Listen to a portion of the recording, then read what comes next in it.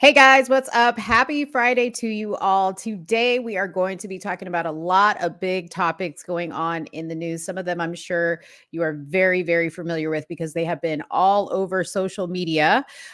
So we definitely will start out with these topics that I'm going to mention first and see where we can get to from there. But we do have a full list of things to talk about for you. So I'm going to go ahead and list those off and then we're going to kick off the intro and the show. So, first and foremost, I don't know if you have heard about this. We have all been waiting. We mentioned this last week. Soonie has been waiting and waiting and waiting for Candace to come back from Mexico so that she can debate Ben Shapiro or tell us what she knows. And news has basically been released that I'm not sure that's going to happen, or at least the way we thought it was going to happen, because the Daily Wire has now said that Candace Owens has a gag order against her and she cannot speak ill of the Daily Wire and who knows what else. But we have a whole article that was written about it. So we'll get into that, give you the details of that. Then we're going to talk about the very controversial HR 6090 bill that was just passed in the House. It is waiting on the Senate to vote for it, but it is a very interesting bill that is going to affect our First Amendment rights for everybody. And we're going to dive into it and break it down for you guys in detail because you know that we don't just go off of headlines and little short articles. We get into the entire bill, and luckily this bill is not that long, but what's in it is quite alarming. Then we're going to talk about a interesting story that I saw on social media over the weekend. A father killed his young son by overexerting him on a treadmill. And it was a very, very emotional thing to watch. They have video of this incident. The mother had to watch it as she testified in court over the incident. So we will definitely talk about that. Then we are going to talk about, in conjunction with the HR 6090 bill, are we to blame for slowly losing our rights as Americans? I think that's a question that needs to be asked, and I think it definitely deserves a discussion. Then we are going to talk about a crazy prom proposal. I don't know if Soonie has seen this, but it has been all over my feed. I had to zoom in on the picture and be like, is that really what it says? That's really what it said, and we're going to talk about it. Then if we can get to it, because I'm pretty sure this isn't really new news, but Trump is talking again about how he is going to give immunity to the police if he is voted into the office of presidency. So we'll talk about it. We'll see if there's any new news. And then, of course, if we get to anything else, funny, cultural entertainment, we will talk about that as well. So sit back, relax, make sure you hit that like button, make sure you're subscribed, and the show is going to start now. You are now tuned into Somewhere in the Middle with Soonie and Mo. Hey, hey, hey, hey. Hey, hey, hey, hey. Hey, Don on the beat. Hey, I got so many ups. Everywhere I go, I got so many ups. so many y'all. I know they plotting against me. I know it's hate, they wanna kill me, but please don't tempt me, cause I got so many glocks. Hey, ain't none of them empty. Jesus said they would hate me too. That's how I know it's envy. I got so many ups. Hey, there you are. What was that? Were you blowing the smoke just now? I was in the middle of about to be like, whoo, but it cut off. And I was like, I saw Big Booty Judy in the comments, and it's been a couple of shows where we haven't ran the Big Booty Judy song. So we got to give her proper welcome. Big Booty Judy, here you go. Big Judy, Big Booty Judy. What? Big Judy, Big Booty Judy. Big Booty, Big Judy, Big Booty Judy. Stop, I want to see you move it. Yeah. Big Booty Judy, Big Booty Judy. Got Big Booty Judy. That's Big Booty Judy. Got Big Booty Judy. That's Big Booty Judy. Got Big Booty Judy. That's Big Booty Judy. Booty Judy. Oh man, we got to get a theme song for Marlandon. We, because he's always talking about his big back behavior. We got to get his theme song uploaded here too, because he may be the second person.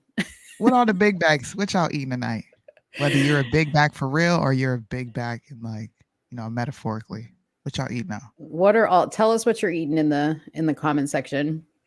I just took a bite of some fried fish, but my stomach's kind of like, bleh, What feeling kind of fish, first of all? You got like what kind of just fish? cod, Oh, pizza over there Hut. eating boring basic fish. Come Because on, my man. stomach was like a little bit upset. So I don't know. I don't want to have to Did you run put out of some here. salt on it at least? What you put on? Yes. What type of Yes. seasoning did you put on it? Whatever. It's like pre-made. It's whatever season it came with. I don't know. You didn't put no Lowry's on that? Wait a minute. Wait a minute. Okay. Big backs, I need y'all to come to the forefront right now. Hold on. Soonie just reminded me of something. Okay. Soonie just reminded me of something. Okay. So all the big backs, let's all raise our hands and let's just call to order the big backs right now because I need you guys coming. I need your full attention. Okay. So I sent this to Soonie and like Soonie got sick to her stomach. I got sick to my stomach watching this. Oh, Yeah. Can we react to that real quick? Yeah.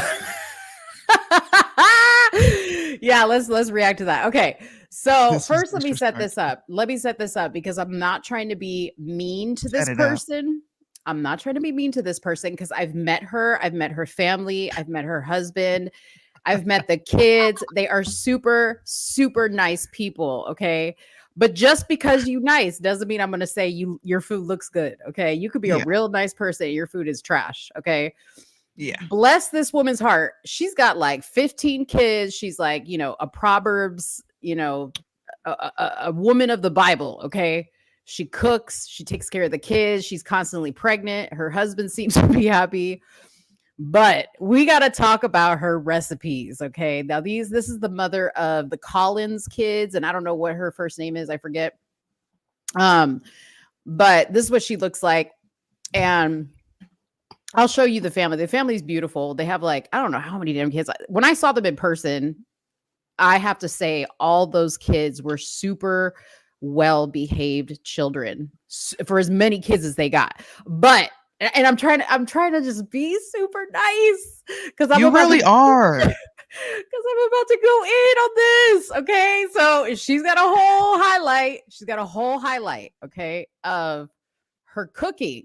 So I was like, oh, I like food. Let me just see what she's got going on. Well, let's watch this video. And then I need all the big backs in the comment section to give me your input. I'm not going to say a damn thing. I just want to know if I'm off base on this one. Okay. All right, here we go. Get cooking with me and Angeli. We're making hamburger potato casserole. You're going to need 4 to 5 pounds of hamburger, frozen peas, a bag of potatoes, 4 cans of cream of celery, and a sliced onion. First, you're going to brown your hamburger and slice up your potatoes. You're going to put the hamburger in 2 casserole dishes and then top it with the sliced onion. Then you're going to lay the potatoes on it, sliced up, and we've sliced them pretty thin. Then cover it with frozen peas, and then I added Lowry salt to the top of that. A thin layer. That's all she put in here, y'all. You're going to take your cans of cream of celery. Now, I added 2 cans of cream of celery to each casserole dish, but next time what I would do is 1 can of cream of celery and half a can of water per casserole because it ended up being too liquidy. You're going to cover it with foil and you're going to put it in the oven on 350 for 40 minutes. And then you're going to add cheese to the top and cook for an additional 5 minutes. Pause it. Bro. Do y'all see that? Do y'all see that? Dude, I don't know how we can't get any closer. Instagram doesn't let you like enlarge shit. But I'm not sure you guys want to get closer. You should have put that back in the oven, Mrs. Collins. She said it made it a little bit watery. That's a little lot of watery, bro. Okay. And listen, first of all, who in that uses cream of celery to put in anything? I don't think a single soul ever bought cream of celery. I mean, I have put cream of celery, but if you watch all her recipes, She orders cream of celery by the case, okay? Because she puts cream of celery in every damn recipe. I'm surprised this whole family ain't got diabetes. First of all, because they don't eat very healthy. He said the potatoes ain't even done. That's And why y'all- it's so hard. And y'all heard her say a thin layer of Lowry's. Now, She didn't put no seasoning on it, Joe. did I miss the seasoning on the ground beef? Because I didn't see no seasoning going on the ground beef. And how do you brown ground beef? Like, it's not a steak. Well, you just cook it. Soonie's not like a meat eater like that, so she doesn't know. So why she couldn't just say cook it? You said brown it. Well, because you're browning it, but you're not like you're not doing anything else in the pan to it. So you're just browning it in the pan. But how are you not putting any seasoning on the meat? Why are you putting cream of celery on that? You couldn't get cream of chicken. You could have got cream of chicken and made that good, girl. If you would have put cream of chicken in that, can you show it on the plate? Please show it on the plate, bro. Wait, no. We need to watch one more. What is it? Hold on. What is this? Okay, let's take a guess. This is cheesy chicken and rice. I don't see nothing fuck is but that? cheese. That is Soonie a didn't- bunch of oil at the top. Soonie didn't see this. Okay, hold on. Dude, this No. listen, white women, this is why they be clouding your cooking because of people like this. Her husband, No. I'm gonna show you. Her husband's a nice guy, but he ain't got no muscle tone, and this is why. Okay, let's watch this recipe real quick. Get cooking with me. It's cheesy chicken and rice, my family's fave. You need There it 4 is. cans of cream of celery, some cheddar cheese, and rice. So you put the 4 cans of cheese in a pan, mix 4 it with cans. your cheese. Then I have 2 packages of chicken tenders. Bruh. Tell me why the chicken is raw. Why did she cook the chicken, like brown the chicken? You're not supposed to put raw chicken on top of stuff like that.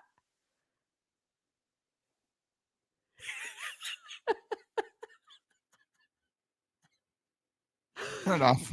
Turn it off. No, we gotta let the people see more. Hold on. Put them on top. Put foil over it, stick it in the oven, put the oven at 425, and you cook it for an hour. I cook my rice in this awesome pressure cooker. You're all done. Man. It's super easy, simple, so yummy. Look at that.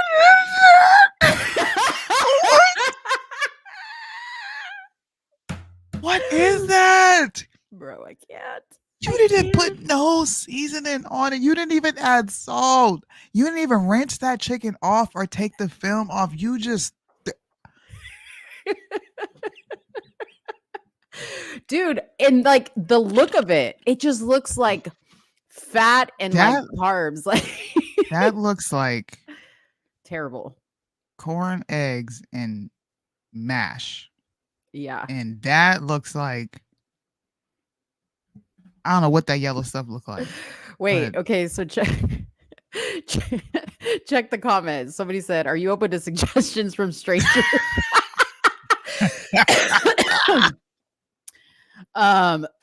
Somebody said, "What about veggies?" And then somebody said, "All the folks telling her to add seasoning, please stop. Kids are very sensitive to flavors." Okay, whatever. Shut up. No, they're not. Did y'all clean the chicken? Oh, yuck. Please cook from scratch. Nothing in my home is processed. What in the side dish with corn? So it's 4 cans of cream of celery, not chicken. Oh, God. Then somebody says, so See? baby girl, where's No the seasoning? Where is it? You didn't put nothing on that. Yeah, Miss Collins. Yeah. Stick to these cute little things because they're so cute. You know, like this is the whole family. See, your husband ain't got no muscle tone. You see these little arms right here? Kids, them poor babies, they ain't never had no real food. Yeah. Listen, y'all come to the barbecue. Yeah. Come to We the need- barbecue. You know what? And she knows Shekinah, like maybe Shekinah can like help her out with some Shekinah, what homie? Shekinah, help her out. I'm gonna need you to reach out and tell her that these struggle meals, because it's not a struggle, it's a struggle. No, These they're like struggle meals jail. that she That's like a jail posting, meal. Bro, that's worse than jail. She did. At least they give you salt on the side. She put cream of celery And then you had the nerve to put raw chicken on top of it, and you didn't add no salt, no water, no nothing. Right. And then what you put at the bottom of it? Did you put cooked rice at the bottom of that and then No, put a celery. foil on top? It was celery, cheese, chicken, Oh. and then more cheese. Yeah, it was bad. It was bad. Don't post not another And then the funny thing is, she knows she gets clowned about her food, and she still keeps posting it. Oh man, I'm sorry. Nasty. We just needed to start off with a little bit of laughter. I don't know where Marlandon's at because he's usually the first one to say something. Just look. I'm gonna shut up. I'm gonna be quiet. I don't have nothing nice to say, so I'm just gonna be quiet. Yeah. You All make me right. want to post my recipes because dog, you Listen, got 8,000 likes on some nasty looking food. on some BS. Ew. But he You still need to keeps know. getting pregnant. I'm not trying to make fun of her, but you need to know that is not proper kitchen etiquette. Don't No. do that. No, it's I not. don't like when people be disrespecting food like that. I'm taking this personal. Yeah. And then you gave that to your husband and kids. And he said it was delicious. He lied. That man, look, he probably got some hot sauce in his bag swag on the side with some Lowry's that he'd probably be like, he'd be adding that extra layer. Put some salt on this Dude, shit. but some of that, like, you can't even season your way out of it. It's got so much cheese on it. I guess the cheese make it taste good because she adding cheese to everything. I like cheese, and I was even disgusted by the amount of cheese. First of all, I don't use like stuff like that. That's like processed. Okay. But like, That's nasty. oh, yeah. All right. Yeah. Well, justice for Colin's kids. Save them babies. Hey, what's the daddy's name? Blink twice if you want some food. Right. Soonie come bring you some. Monica, I'll send you a frozen meal or something like that. Damn. A frozen meal is better than that, bro. That's a damn shame that I can say that. Y'all need some Marie Callender's over there because your mom, you need Stofers. Your mama doing you dirty. Oh, poor thing. Oh, that's funny. That is so funny. All right. What do we talk about first? Do we talk about Candace getting a gag order, or do you want to talk about the HR 6090? Well, it all ties into each other. I think Okay. I think everybody is more. So let's I start think with the people bill. are interested in both. Let's start with the bill think because they the are. bill provides context to everything else. Yeah, so the House passed a bill called, and I'm gonna pull it up so you guys can see it. But my screen froze. Sorry, give me a moment.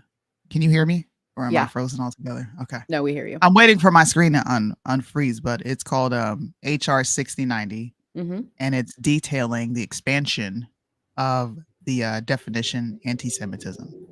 And what they're doing is they're using the IHRA, which is pretty much what you would call a think tank. You ever heard of that phrase? Yes. It's pretty much a J-word think tank, and they're going to be helping Congress explain what it means to be anti-Semitism. Here's the kicker. They want to use more contemporary examples. Although the bill does not explicitly state that they're going after parts of the Bible, when they It's cite, implied. it is implied. When they cite the IHRA, and you go look at their working definition of anti-Semitism, it has, I think, 14 bullet points. And I'm so mad that my screen is legitimately over here frozen. Oh, that's okay. That's why I pulled this up in case Okay. you wanted to read off. You can direct me if you want me I to can't go. even see you. I'm frozen on a Oh, completely different screen. okay. You can't I'm even see here, me. but I'm just frozen. No. Okay. Can you read the examples? So yeah, let me start with section 1. I'm sorry, section 2.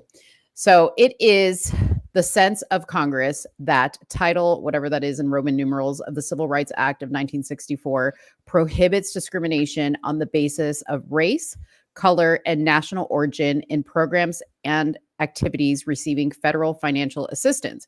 While such title does not cover discrimination based solely on religion, individuals who face discrimination based on actual or perceived shared ancestry or ethnic characteristics do not lose protection under such title for also being members of the group that share a common religion.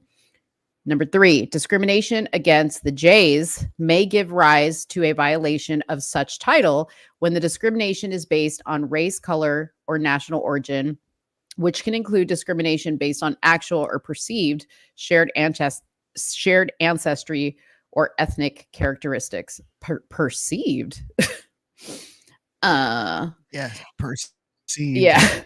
Yeah, that's subjective. broad. It's subjective. Yeah. Yeah. Let's see. So it says here, it is critical to increase awareness and understanding of anti-Semitism, including its threat to America, improve safety and security for the J community, reverse the normalization of anti-Semitism and counter anti-Semitic discrimination. What is the reverse the normalization? Like what?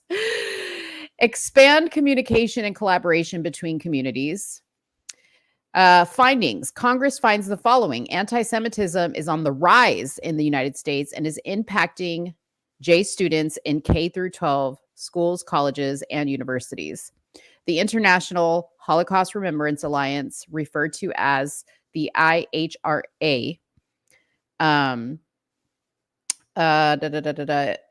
is a working definition of anti-Semitism, is a vital tool which helps individuals understand and identify the various manifestations of anti-Semitism. The various manifestations. On December 11, 2019, Executive Order 13899 extended protections against discrimination under Civil Rights Act of 1964 to individuals subjected to anti-Semitism on college and university campuses and tasked federal agents to consider the IHRA working definition of anti-Semitism when enforcing Title yada yada yada of such act. Let's see. The White House released the first ever United States strategy to counter anti-Semitism on May 25th, making clear that the fight against this hate is a national bipartisan priority that must be successfully conducted through a whole of government and society approach. Okay, so here we go to the definitions. Okay. Sorry, guys. I got to get through all this legal stuff. The definitions are on the IHRA page. Oh, they're not on here? No, that's why I said it's not explicitly stated in the bill. But if you go back to definition and it tells you who's defining it, you can then go to what they deem anti-Semitic. I think I might have a little clip of it. Finally unfroze. Okay, go ahead. Take it over. God, here we go. How come when I could do an entire show, my stuff don't want to work? I don't know. Is this it right here? I can't even see what you pulled up. Can y'all see my screen? Yes, we can see your screen. Okay. These are the contemporary examples of anti-Semitism. This is what Congress is using to define anti-Semitism. So when they quote definition, this is where you go to see exactly what they're talking about. So some contemporary examples of this anti-Semitism is what you said, calling for or aiding or justifying the killing or harming of Jews in the name of radical ideology, making mendacious, dehumanizing, demonizing, or stereotypical allegations about Jews, such as power as a collective, accusing Jews as a people of being responsible for real or imagined wrongdoings committed by a single Jewish person, denying the Holocaust, okay, or questioning the Holocaust, accusing the Jews as a people or Israel as a state of inventing or exaggerating the Holocaust, accusing citizens of being more loyal to Israel. So pretty much everything we do, guys. Saying the Z word, and I'm not going to say it on here because they are cracking down, is anti-Semitic.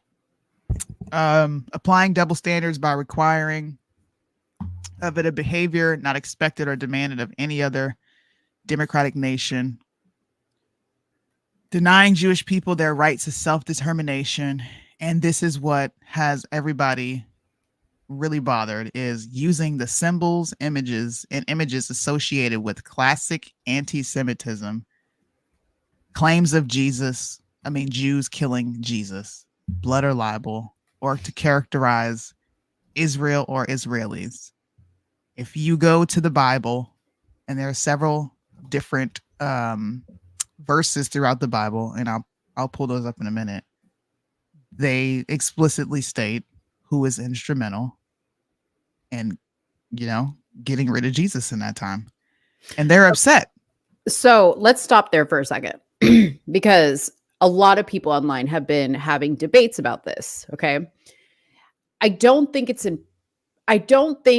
we should be debating what we think happened, right? Or what we interpret the Bible to say happened. I don't think that's the important part of this, because many people are going to have different views on this, right? Like some people are going to say it was solely the Jays. Some people are going to say it's solely the Romans. Some people are going to say, well, technically it was the Romans, right? They did all the acts of crucifixion, but they were basically doing the bidding of the Jays, right? There's all these different conversations about it. What is just, I think, going over everybody's head is that there shouldn't be a law that tells us we can't have those conversations, which is what this is trying to do. It's basically saying you can't even get online and debate this. You can't even get online and have a discussion with somebody, a post, and go back and forth with somebody about why you believe what you believe, whether it's correct or not. Like, the point is, we should be able to have the discussion. We should be able to have our own opinions about this. Same thing with the Holocaust, right? There are people that deny it ever happened. People should have their own opinion allowed to it should be allowed. It shouldn't be silenced. And I think that that's the bigger thing for me with this particular section of this bill. Then why should Christians make a big noise about it if that's not the point of contention and it doesn't really matter? What do you mean? Why should everybody should make big noise about this? It shouldn't just be a Christian thing. Everybody should. I don't think, I guess I'm looking at the bigger picture of this all, is we have led ourselves, and when I say we, I just mean we as a people, right? In my opinion, we have led ourselves to this point where they have the audacity to present something like this, of this magnitude, because we have allowed ourselves to also tell other people, well, if you don't agree with me, if you don't, echo the words that I want to hear, then I'm going to silence you. I'm going to cancel you. We have led ourselves down this road, I think, because there used to be a time where, yes, there were tons of people that said stuff I personally didn't agree with. I personally would never do. I personally would never think. But there's a constitution that allows them to have their own thoughts. Now, I'm not talking about people who go and put other people in harm or expose children to things that children shouldn't be exposed to. I'm not talking about those people. I'm just talking about the mere right that we have to be who we want to be, to think what we want to think, regardless of what your opinion is and what my opinion is. But the minute we go down this road of saying, you have to think this way, you have to say the words that I want you to say, otherwise you're canceled. That's basically what this is. In a nutshell, it's just talking specifically about a certain group, which is ridiculous because there's no such bill that exists for any other group like this. So, I don't know. I think that deviates from the point. They're telling you that you can't say this because it's anti-Semitism. whether people have multiple interpretations or not, the Bible is explicit. There is no interpretation. Be it known to you all, to all the people of Israel, that by the name of Jesus Christ of Nazareth, whom you crucified.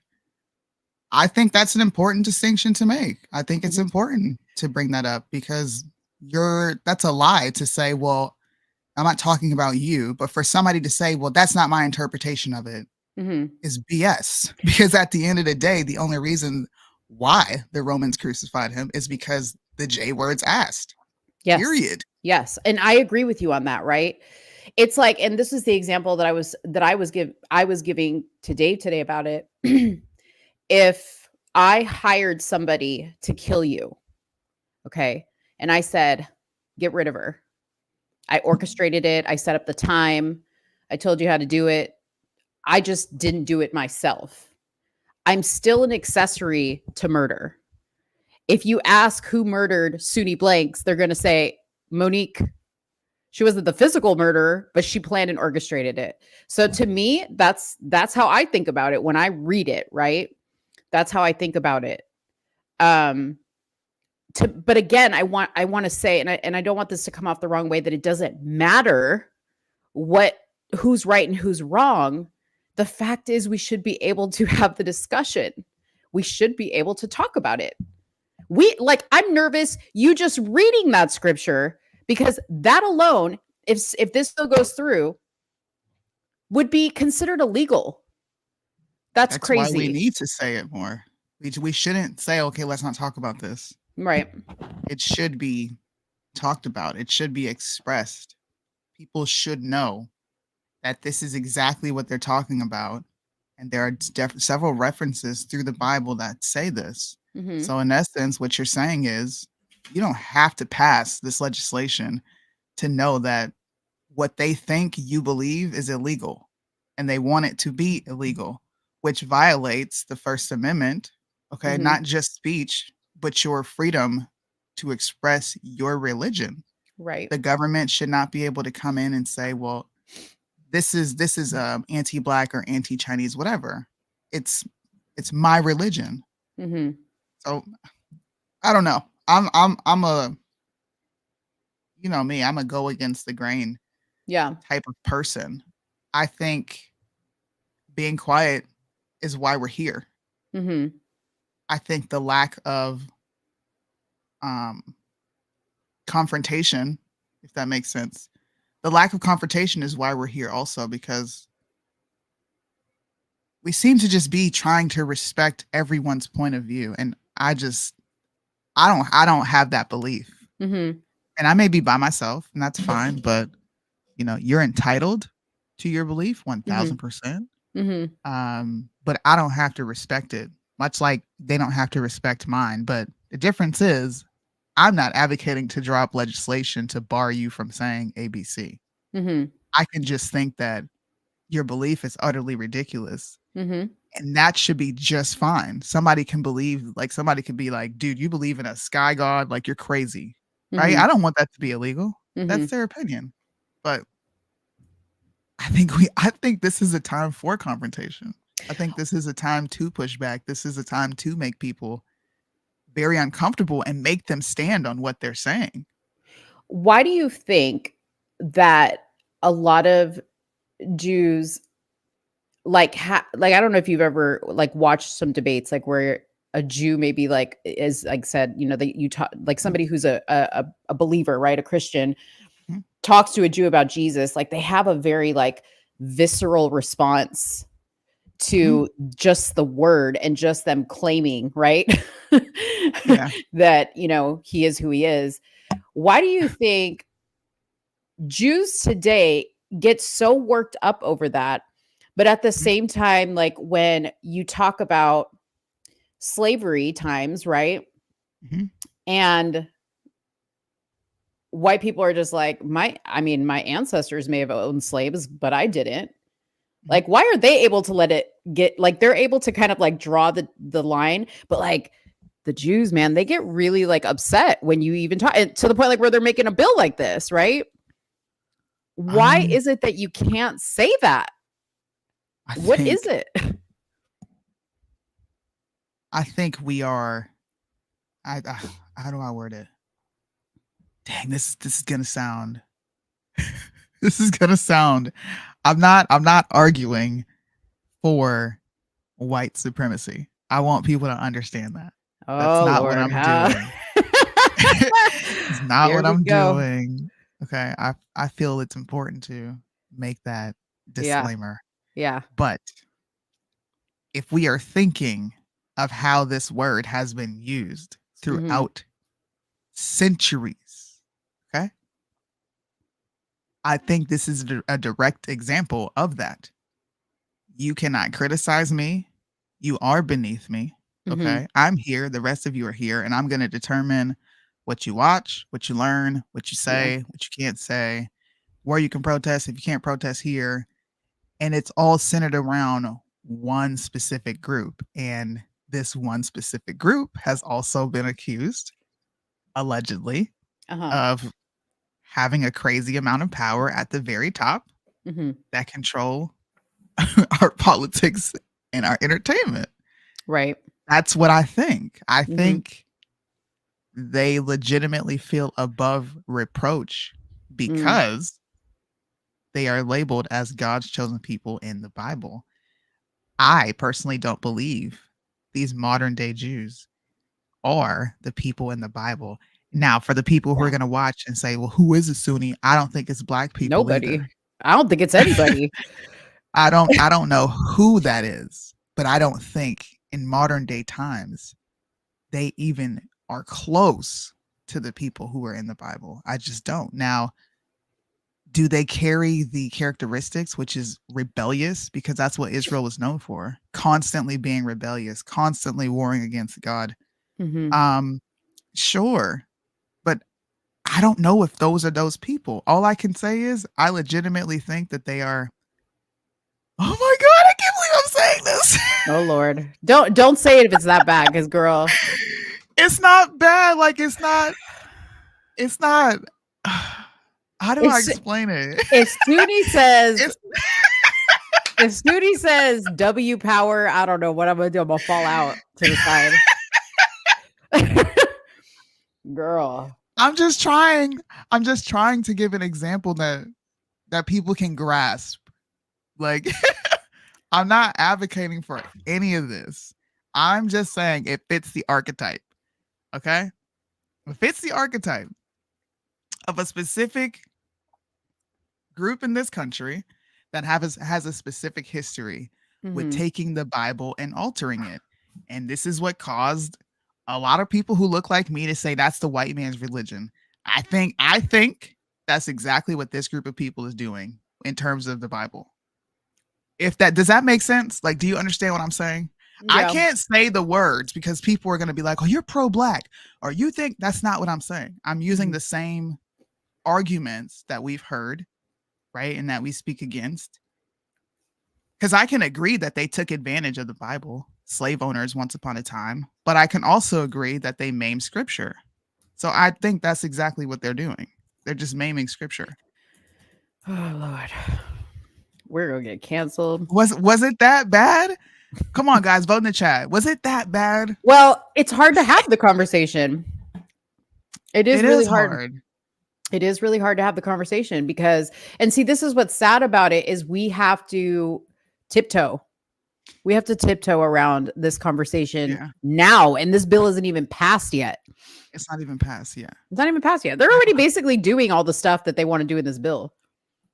Yeah. You know.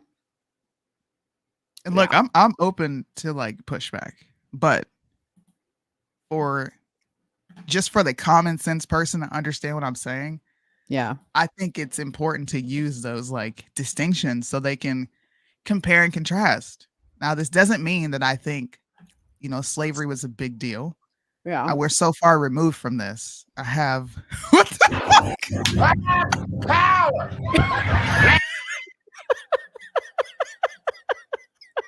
I'm not I'm not arguing for white supremacy. I promise. I'm not saying that this exists. I'm saying it exists in the mind. That's what I'm saying. Yeah. It exists in the mind, and there are people who walk around with the superiority complex. Yeah. It's like people walking around with like white liberals. I have this white privilege, and there's just nothing I can do about it. Yeah. Yeah. I'm so sorry I have it. That's what I'm saying. And I think too, like, understand that, like, when we're talking about this, at least for me, I can't speak for Soonie. When we're talking about this and I say the Jays, I'm not talking about all of them, because, like, I know a lot of Jays and they're cool people. Like, you know, we've had conversations with some, right? And they're cool people. Like, we don't have any problems with them, and they're not running anything big. You know what I mean? But I think people think, like, for myself on this. Yeah, you just speak for yourself. Okay. So for me personally, like, if I'm talking about this, I'm talking about, like, the people, like, at the top. There's, like, probably, like, a little section like this of people that, like, are really, really, like, controlling all the arms of everything. And then there's, you know, the peon Jays. Those are the ones I'm cool with. I'm cool with the peon Jays. You know, but yeah, but the peon Jays are taking. Look, I'm not saying it's all of them either. Yeah, I'm not saying that. But all I'm doing. Look, there are white people in this country who believe that they are superior, right? Mm-hmm. Once upon a time. That mindset has still permeated through society, right? It's no longer white power, it's white privilege. Would you agree? Yeah. Yeah. Okay. So that's what I'm saying.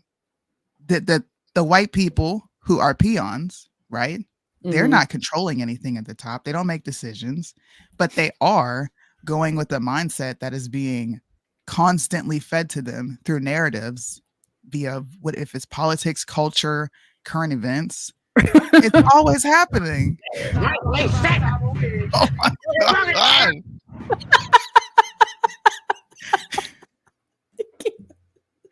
I'm done.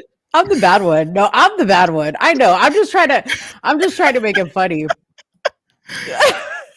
That's all I'm saying. I don't believe it's all of them, but I believe that a lot of them are taking this superiority complex to head. I do. Yeah. And I don't think there's anything wrong with saying that. Just like there are Black people who take this victim this victim complex because somebody sold it to them. Yeah. So that's all I'm saying. I agree. Okay, get back. You just made my stomach hurt. Oh man, I'll be right back. Ow. Why are you gonna be right back? You gonna go doo-doo? Excuse me?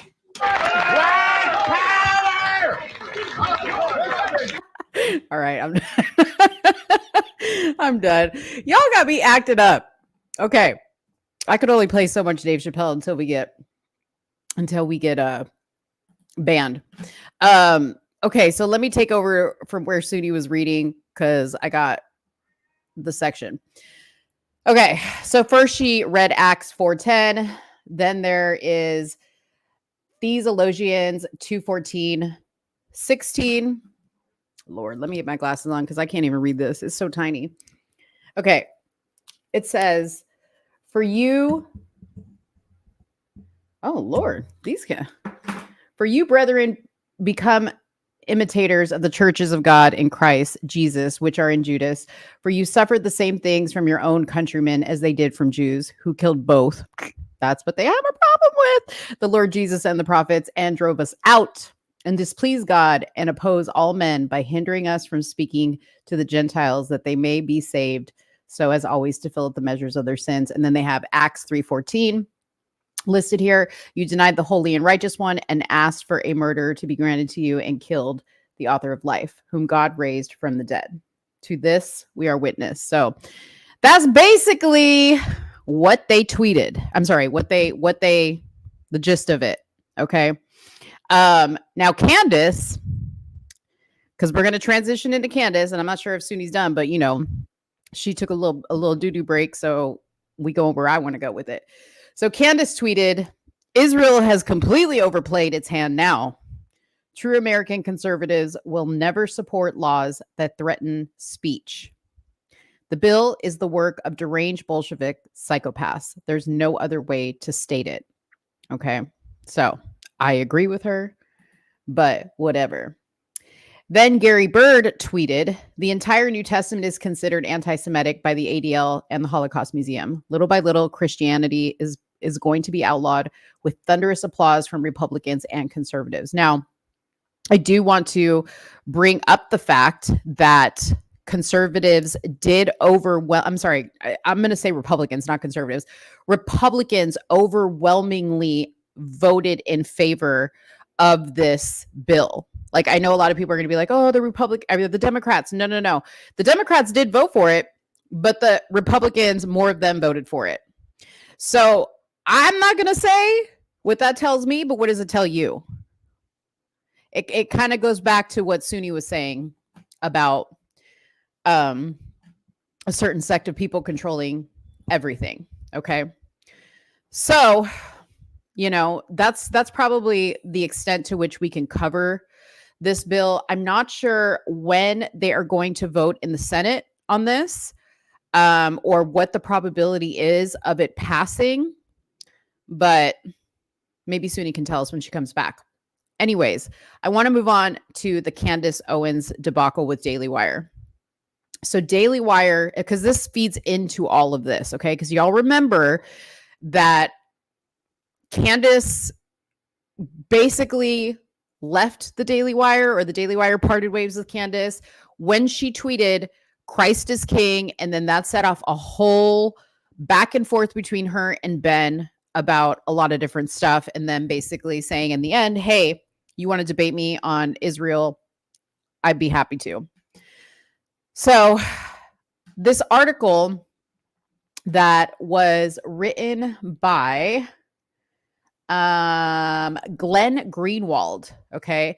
Daily Wire obtains gag order against Candace Owens despite Ben Shapiro wanting debate, okay? So a lot of people are saying that Ben Shapiro is using this excuse of a gag order to not have to debate Candace. If you've seen Ben Shapiro debate, he actually debates a lot of liberals in college campuses, blue-haired liberals on college campuses. Those are the people he likes to debate. I think Candace is super, super smart, and I think she's an excellent debater. I'm not too sure how much she knows about the history of the Israeli-Palestine conflict, okay? So I, wanted to really see this debate because I wanted to see how she would do with it. But I know Candace would never do a debate she wasn't prepared for.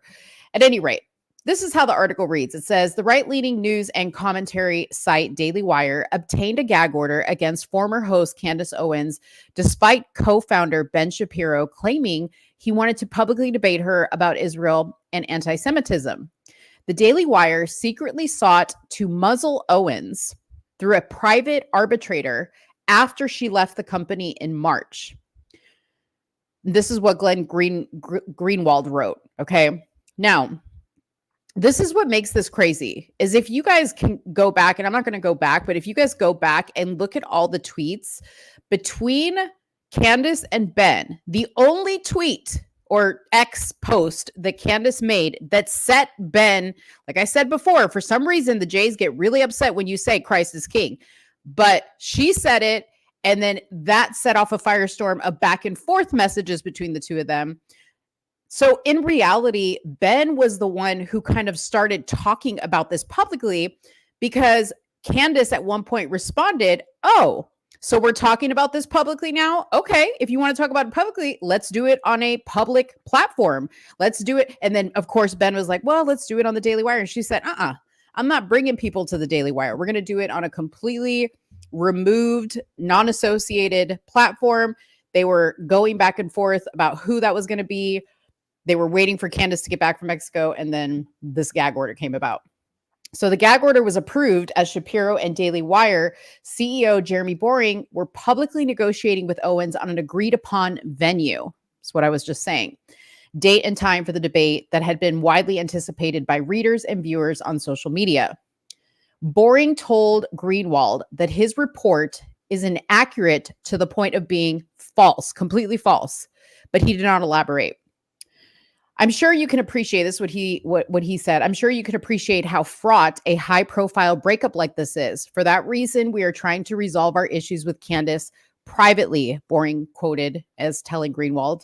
Owens told Greenwald that she can neither confirm or deny, which to me, that tells me she pretty much confirmed. I wish I could comment on this, but I can't. That's it. So, which is disrespectful, you know. It's disrespectful to people like me who have been waiting for 4 long weeks for you to come back and talk about what happened there. yeah. And it's also kind of deceptive. And it seems like the Daily Wire is hiding something because she said something on her way out, and upon her return, she was going to say more. Why does she have a gag order placed against her? If nothing that she's saying is true, then you can just easily sue her for libel and defamation and be done with it. Why can't she talk? Right. That's what I want to know. What are you afraid of? Exactly. Well, and I was saying this when you were away, is I think Ben, much like Charlie Kirk, can only really debate blue-haired liberals on college campuses. I've never seen them actually have a debate with an intellectual like at their level. Does that make sense? Yep. Have you? I haven't. Nope. No. In fact, people who could debate them at their level, they ostracize them and call them liberal. As soon as there is some sort of point of contention with what we both may agree on, like we just may not, we might agree, but your application of it is what I don't agree with, or I think it's flawed. Right. No, they don't encourage that. They encourage you to dunk on liberals all day, every day. That's it. Yeah, exactly. And, you know, I will say this too, is even down to them parting ways with Candace. Candace was not the first one to say anything about them parting ways. It was actually Jeremy Boring who said Daily Wire and Candace Owens have ended their relationship. He sent that on March 22nd. And then Candace had to respond and say, it's true. I'm no longer with the Daily Wire. So they kind of forced her into the conversation. Well, they're taking the... Yeah. Sorry. Go ahead. No, go ahead. They're using the examples, right? Because it says an arbiter agreed with Daily Wire's contention. I'll pull this up so you can see it. An arbiter agreed that Daily Wire's contention that Owens' social media posts on X challenging Shapiro to a debate while questioning his views on Israel were disparaging. How? And the example that they give is her saying that he's like emotionally unhinged.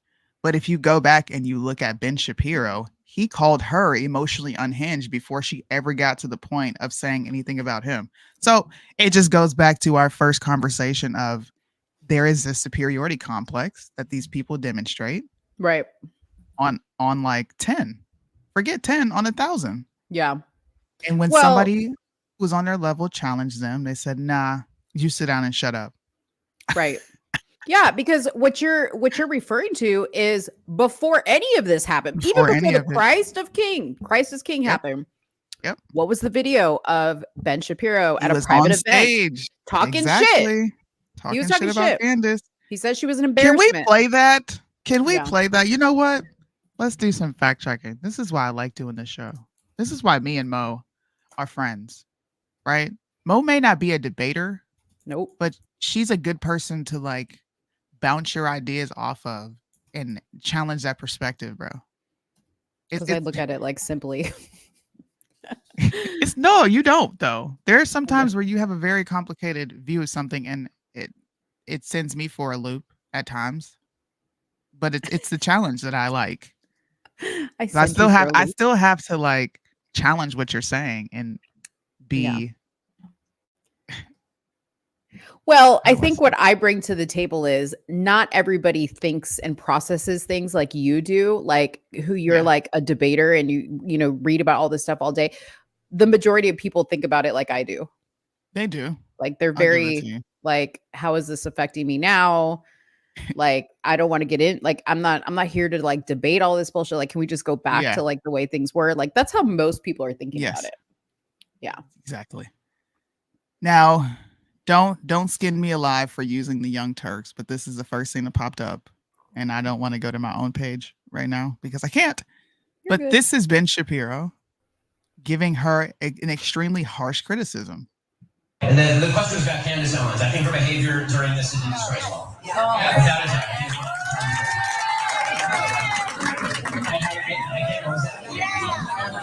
Yeah, and she works for my company.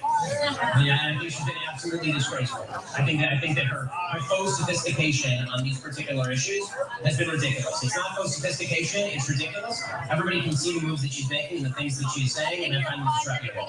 There you have. So he can call her disreputable. He can say disgraceful. Yep. He can say that, you're not smart. You're demonstrating a fake sense of like intelligence on this matter. Yeah. And that's not disparaging. But saying what he is, which is emotionally unhinged, that's disparaging. Then by that logic, And anti-Semitic. And anti-Semitic. So by that logic, we do nothing. Not we. Daily Wire and people on the right participate in the disparagement of blacks and anti-black rhetoric 24/7 because that's all they talk about. But they don't want to have that conversation, and that's what gives Candace a leg up in this discussion because she's remaining consistent. They're not. And when she brought that up to not Rabbi Shmuley, who's the other rabbi? Oh yeah, Rabbi Barclay. Rabbi. Yeah. And she said, I liken this. They got so upset with Candace because she said she likened the condition that the Gazans were living in when she visited Israel of that of Jim Crow. Mm-hmm. That pissed these people off, bro. How dare you compare us? That's what I'm saying. That superiority complex that's demonstrated amongst this group not as a whole, but the majority. That doesn't mean that they're all participating in like this conglomerate of power. But I still think that that's a relevant discussion. It's just it's levels to it, in my personal opinion. Yeah, I agree. They're just afraid of Candace. I'm mad. I waited for 4 weeks just to get nothing. Didn't I say this would happen? Didn't I say there's nothing that's going to come of this? Yeah. Right? Everything she said is going to get swept under the rug. Yeah. Come on, bro. Come on. But there's no way she's going to be able to come back and just be like, so guys, today we're going to talk about like some random subject and like not even touch this. Like there's no, because you know what people are okay, I'm not going to say people are saying, but there's these people that think that Candace is part of the Freemasons. Linda Kennedy is one of them. Are you what? Yeah, she thinks Candace. So she's like, when Candace announced that she was like turning Catholic, she was like, here it is. Like, this is what I said. Because of the checkered. It was because of the checkered flooring. Yeah. It's by like that logic, then my father is a high level Mason. My uncle is a Mason. You can't hear me? Sorry. Can you hear me now? Yeah, no, I can't. I think it was me. Oh, okay. I'm saying my dad is a Mason. My uncle's a Mason. Then by that logic, I'm tied into it, and I'm a whole Christian, and I'm not a Catholic. I don't know. That subject for me is like maybe I have an emotional attachment because I have family members who are a part of organizations like this, and they're not sacrificing babies. They're not. Yes, they're in Hollywood for sure, but they're not doing what we're accusing other people like Diddy. You feel like the Jays. Yeah, like see, it's like that. Yeah. My dad is chilling. Like my dad is chilling. He ain't. Well, okay, but so they're saying like, oh, this was so predictable that she's gonna say now that she's under gag order and she can't talk. You know what I mean? And I admit it looks a little. It would look a little sus if she completely couldn't talk. Like I'd be like, okay, wait, what? Well, she's not. Do you believe she's gonna come back and talk? Like, do you think? I do. In your heart of hearts, we're going to get what we're looking for. You do? I don't think we're gonna get what you're looking for because you are looking for something greasier than that casserole we saw earlier. Okay, I know what you're looking for. I don't know what you're. We're gonna get that, but listen. Candace has come out and said some wild stuff that we were like, damn. She came out and said that, so I wouldn't put it past her. You wouldn't put it past her. Yeah, I don't know. I don't you know, surprised guys. me. I'm What do gonna y'all follow think? her back. I unfollowed Candace because I just couldn't take it anymore. I'm gonna follow her back. Do you think Nick Fuentes is going to be like, is he reinstated yet? No, but they need to. Mm-hmm. They need to because they're violating his rights. Why can't he freely express himself? And actually, if we're being honest, Nick Oh, Fuentes is what he is reinstated. he is. Yeah, Okay. he Well, posted he's this back. today. He posted this today. Nicholas Fuentes. Well, nice. I'm glad he's back. When did he come back? I'm He assuming joined. today. Why does it say 2014? Well, that's when you join, right? Okay, so his okay. Yeah, because this was today, 9:51. Yeah. Well, I mean, I don't know.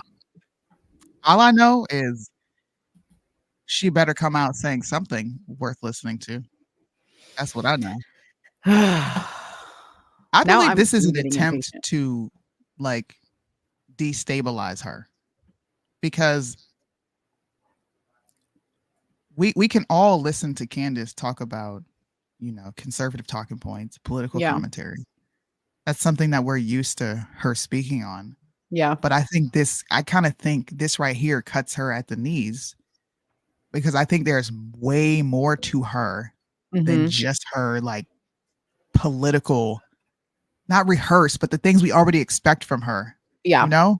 Yeah. Like, imagine if all we did was just solely talk about political commentary and only give our opinions on like the radical left and every Yeah. now and then call out Republicans, and people had the opportunity to see us expand into more. Yeah. That would make her platform massive. I Mhm. believe she would have a major platform if that happened. Which she technically already started to do on the Daily Wire, because remember for the longest time we were like, why is Candace like talking about all these pop culture? Like she's talking about Yeah. Lizzo and all this. Like she literally like went from talking solely politics to doing what we do. And now I understand why she did it. Yeah.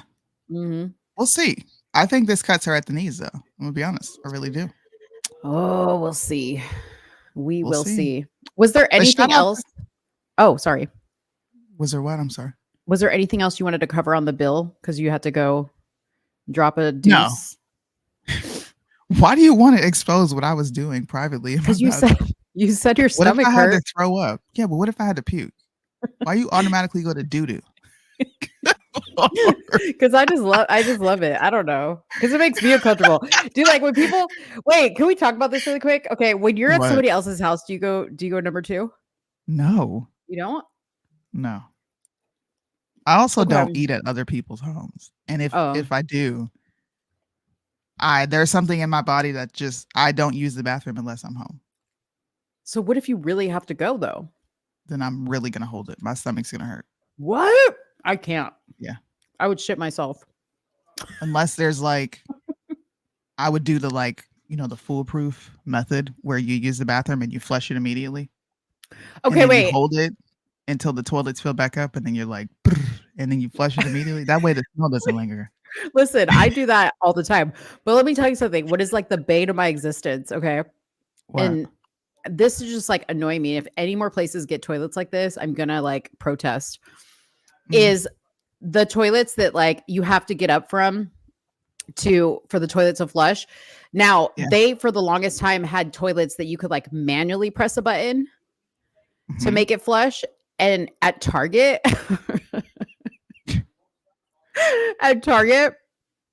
they have like the toilets where there's no button.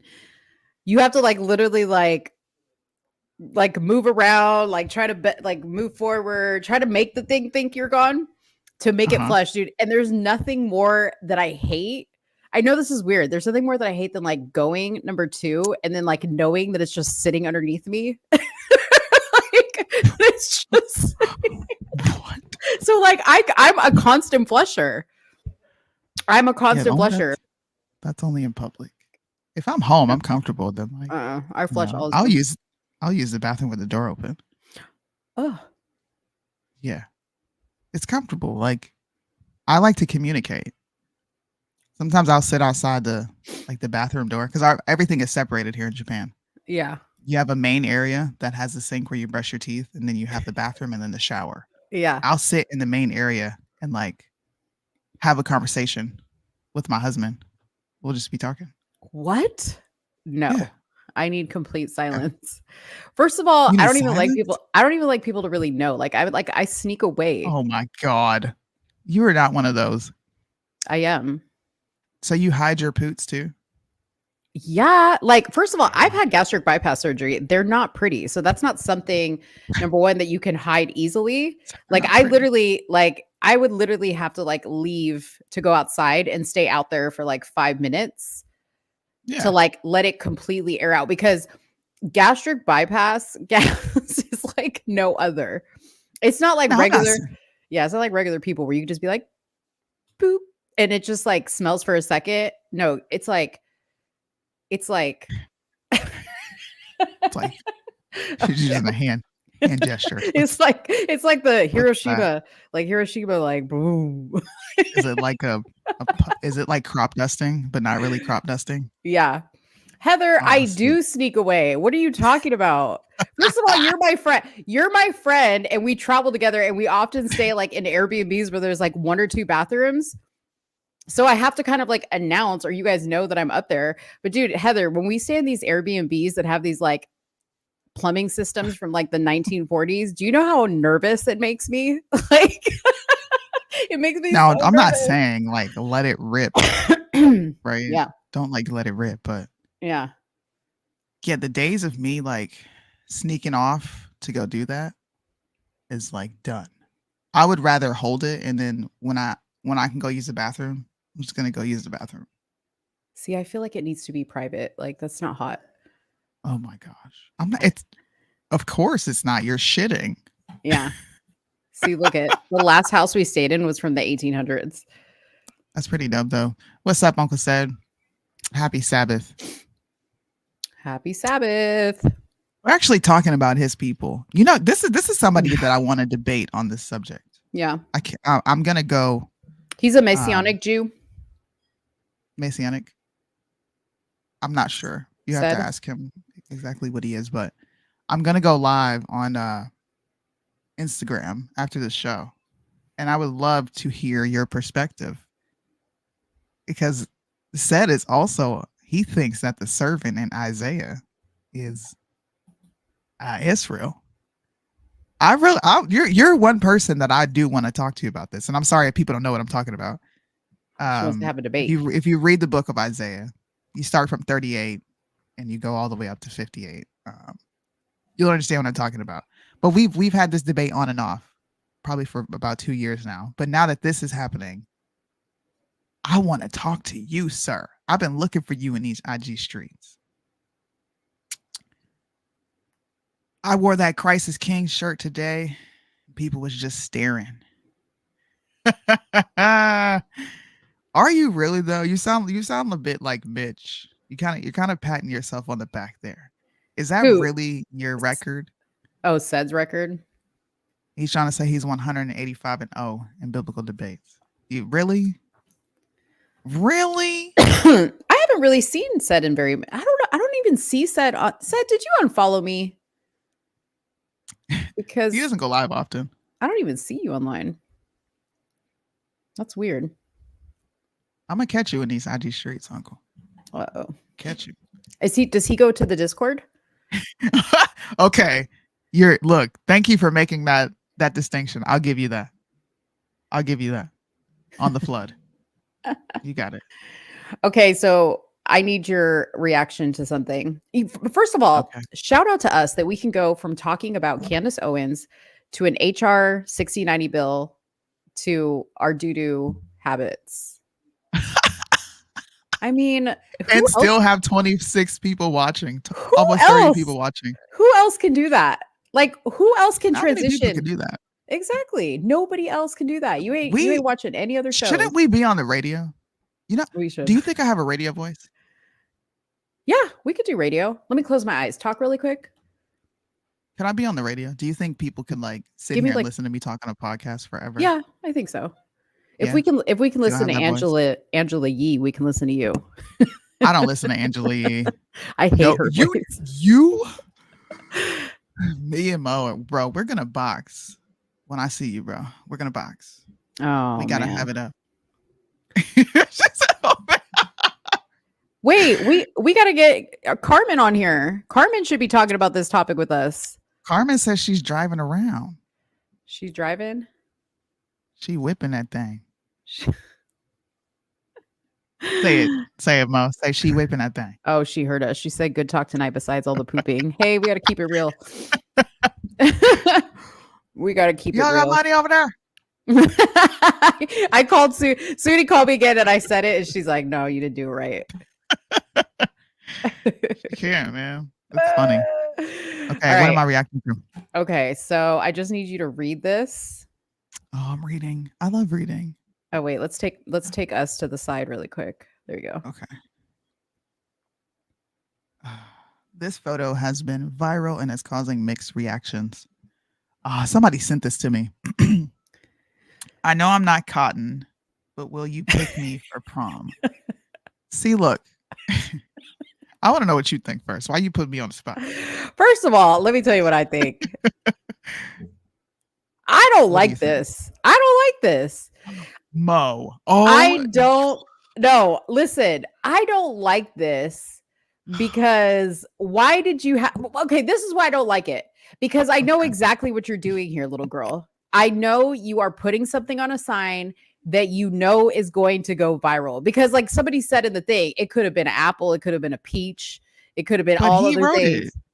He didn't write it. She wrote it because it says, I know I'm not cotton, but will you wait a minute? He wrote that. That's even worse. How is that worse? I'm sorry. I don't like that. Bro. You okay. I'm not saying cancel them. Carmen, I don't know how long we're gonna be on. Soonie, would you say like 45 minutes, an hour? What time is it? We've been up here. We're probably gonna be up here for another 45 minutes, yeah. Okay. Listen, we have to give Mo the badge tonight. All right? He said we're giving you the badge tonight. I don't like this. What do you have to say? See, this is why I asked you. Why don't you like it? Okay. The reason, look, it's cringe. Oh, okay. It's cringe, right? It's kind of like, okay, why would you do that? But it's also like, this is their, how do I explain this? This generation is so far removed from the idea and the concepts of slavery, right? Much like I am. I'm so removed from it that it doesn't bother me. It's cringe. He's doing it to be funny. This is it. This is the era of social media. These kids will do any and everything to go viral. They're being kids, bro. No black person is picking cotton. But were the majority of black people picking cotton? Like, let's just be realistic to this. Why would it be offensive when this is not? We are centuries removed from this. I get it, but this is the thing about it, is the fact that this is happening so that they can go viral. Like, come on, kids. Bro, you literally just sat here and played Clayton Bigsby spout off nigger. That's different. No, it's not. It's more humor. Just repeal the 19. I hate when she does this, y'all. I hate when this is why Soonie's the debater and I'm not, because she brings up old shit. Why you always gotta be bringing up old shit? You just did it. So you're telling me 20 minutes ago is old? You literally just played it. Come on. You and Jerron were on here laughing about Republicans mocking black people trying to rap. You gotta bring Jerron. He's having a baby. You try to bring him in slander him. Sit down. No, you didn't. I can't believe you just tried to go SJW. This is just annoying. This is just annoying to me. I don't like it. Can you bring my friend back? Who are you? And Heather, if you dare, okay, I'm already going to tell him myself because Heather is going to say something and it's going to be taken out of context. So when we were driving to Colorado one time, we passed by a cotton field. And I made all the white girls in the car get out and pretend like they were picking cotton. Then shut up. See, be quiet. Shut up. I've never told you to shut up a day in my life, Heather. but shut up. No, you didn't. Heather, do you remember And that? Where's the video of this so we can air Hold her on. out real quick? I'm trying to find the picture. Heather, text me the photo. Let me see if I can search cotton picking. Did y'all just? We not about to roll past this. I don't Okay. like this. Heather's gonna send it to me. We need an instant replay button. I need a clip of your whole banter of absolute nonsense when you're doing the exact same thing he did. What is wrong with you? You made them get out and pick cotton, but you got a problem with this. So and then wait, I was standing there like this? I was standing there like their slave master, and I was like, now tell me why you have a problem with this. I said, get your white asses out in the field to pick that cotton. Then why do you have a problem with this? I don't know. It just annoys me because these are kids. I'm an adult. I understand the humor. And they don't? I didn't mean nothing by it. I didn't mean nothing by it. Oh, Lord. This was a mind of this right here. This shit right here, nigga. This was a mind of Mo. Right here. That's what this was. We need to play that. Can I play the intro real quick? It's been a minute since we seen that intro. This was a mind of Mo moment. Yeah, you just had a mind of Mo moment. It'll give me time to send this picture to WhatsApp. Okay, we're gonna play it, y'all. Welcome to Mind of Mo. And now it's time for Random Thoughts with Mo.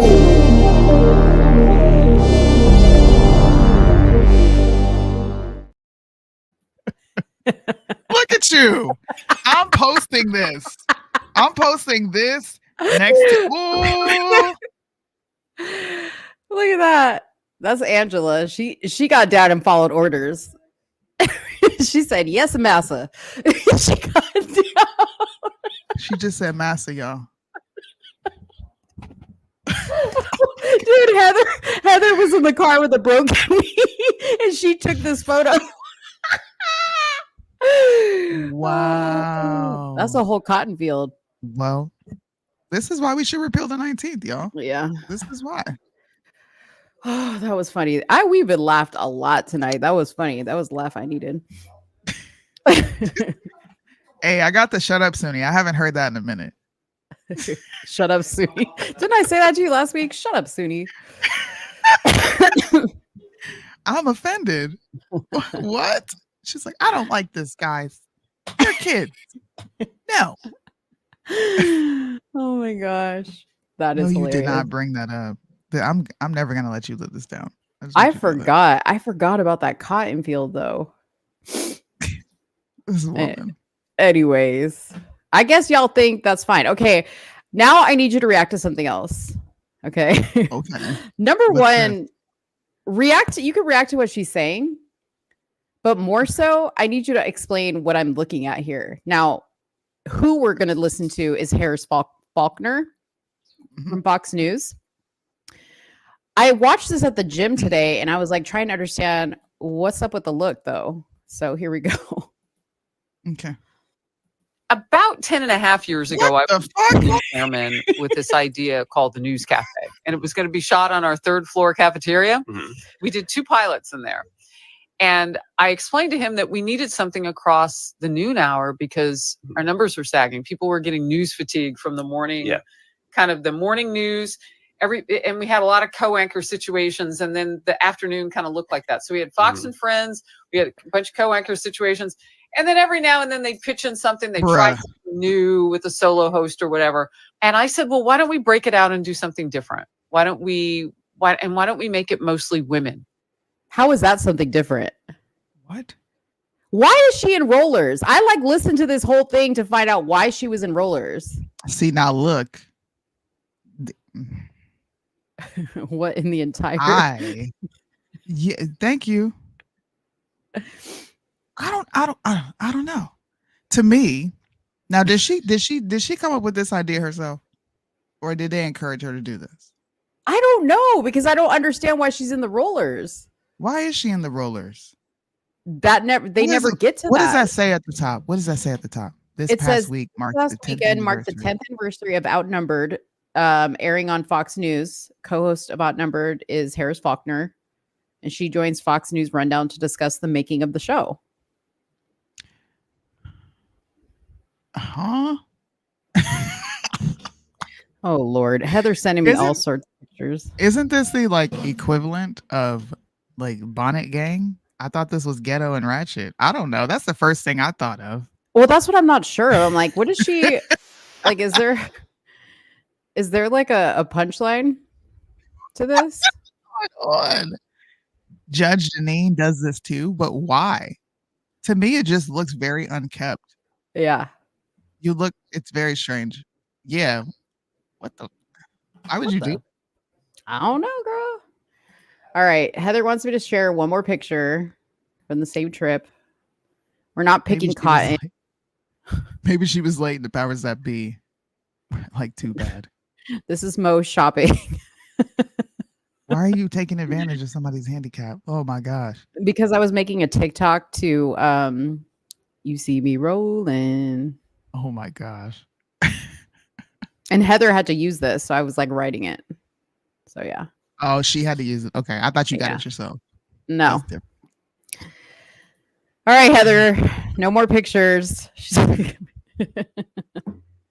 They never explain. No, I don't know. You know, my mind went to some like Mammy Aunt Jemima shit where they got this lady on here in her rollers. Yeah, I don't understand. I don't know.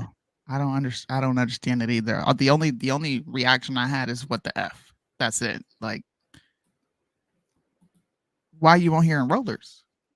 That's the only question we have. I don't know. Nobody else asking this question? No, there's other people asking in the comments. They were like, I don't understand the rollers. It was never addressed. I'm telling you, it's just weird. Fox News, bro. Why y'all be doing the most? If this was for some ratings, then that was desperate.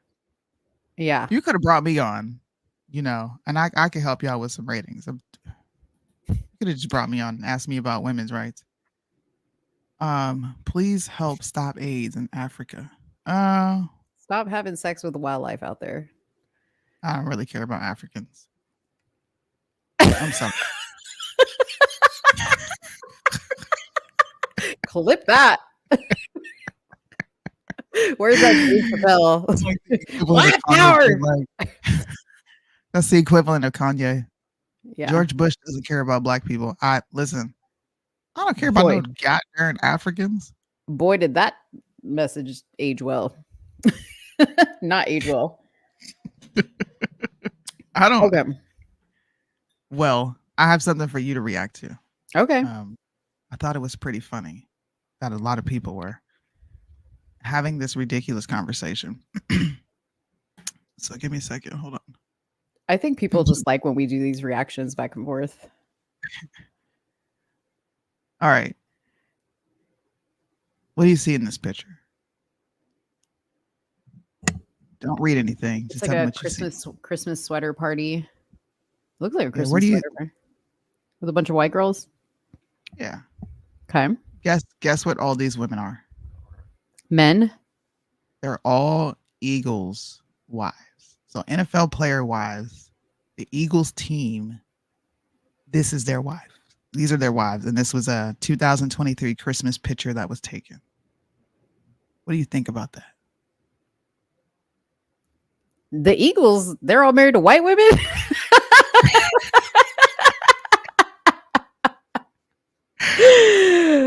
There really is no. Well, you know what? I will say this. Okay.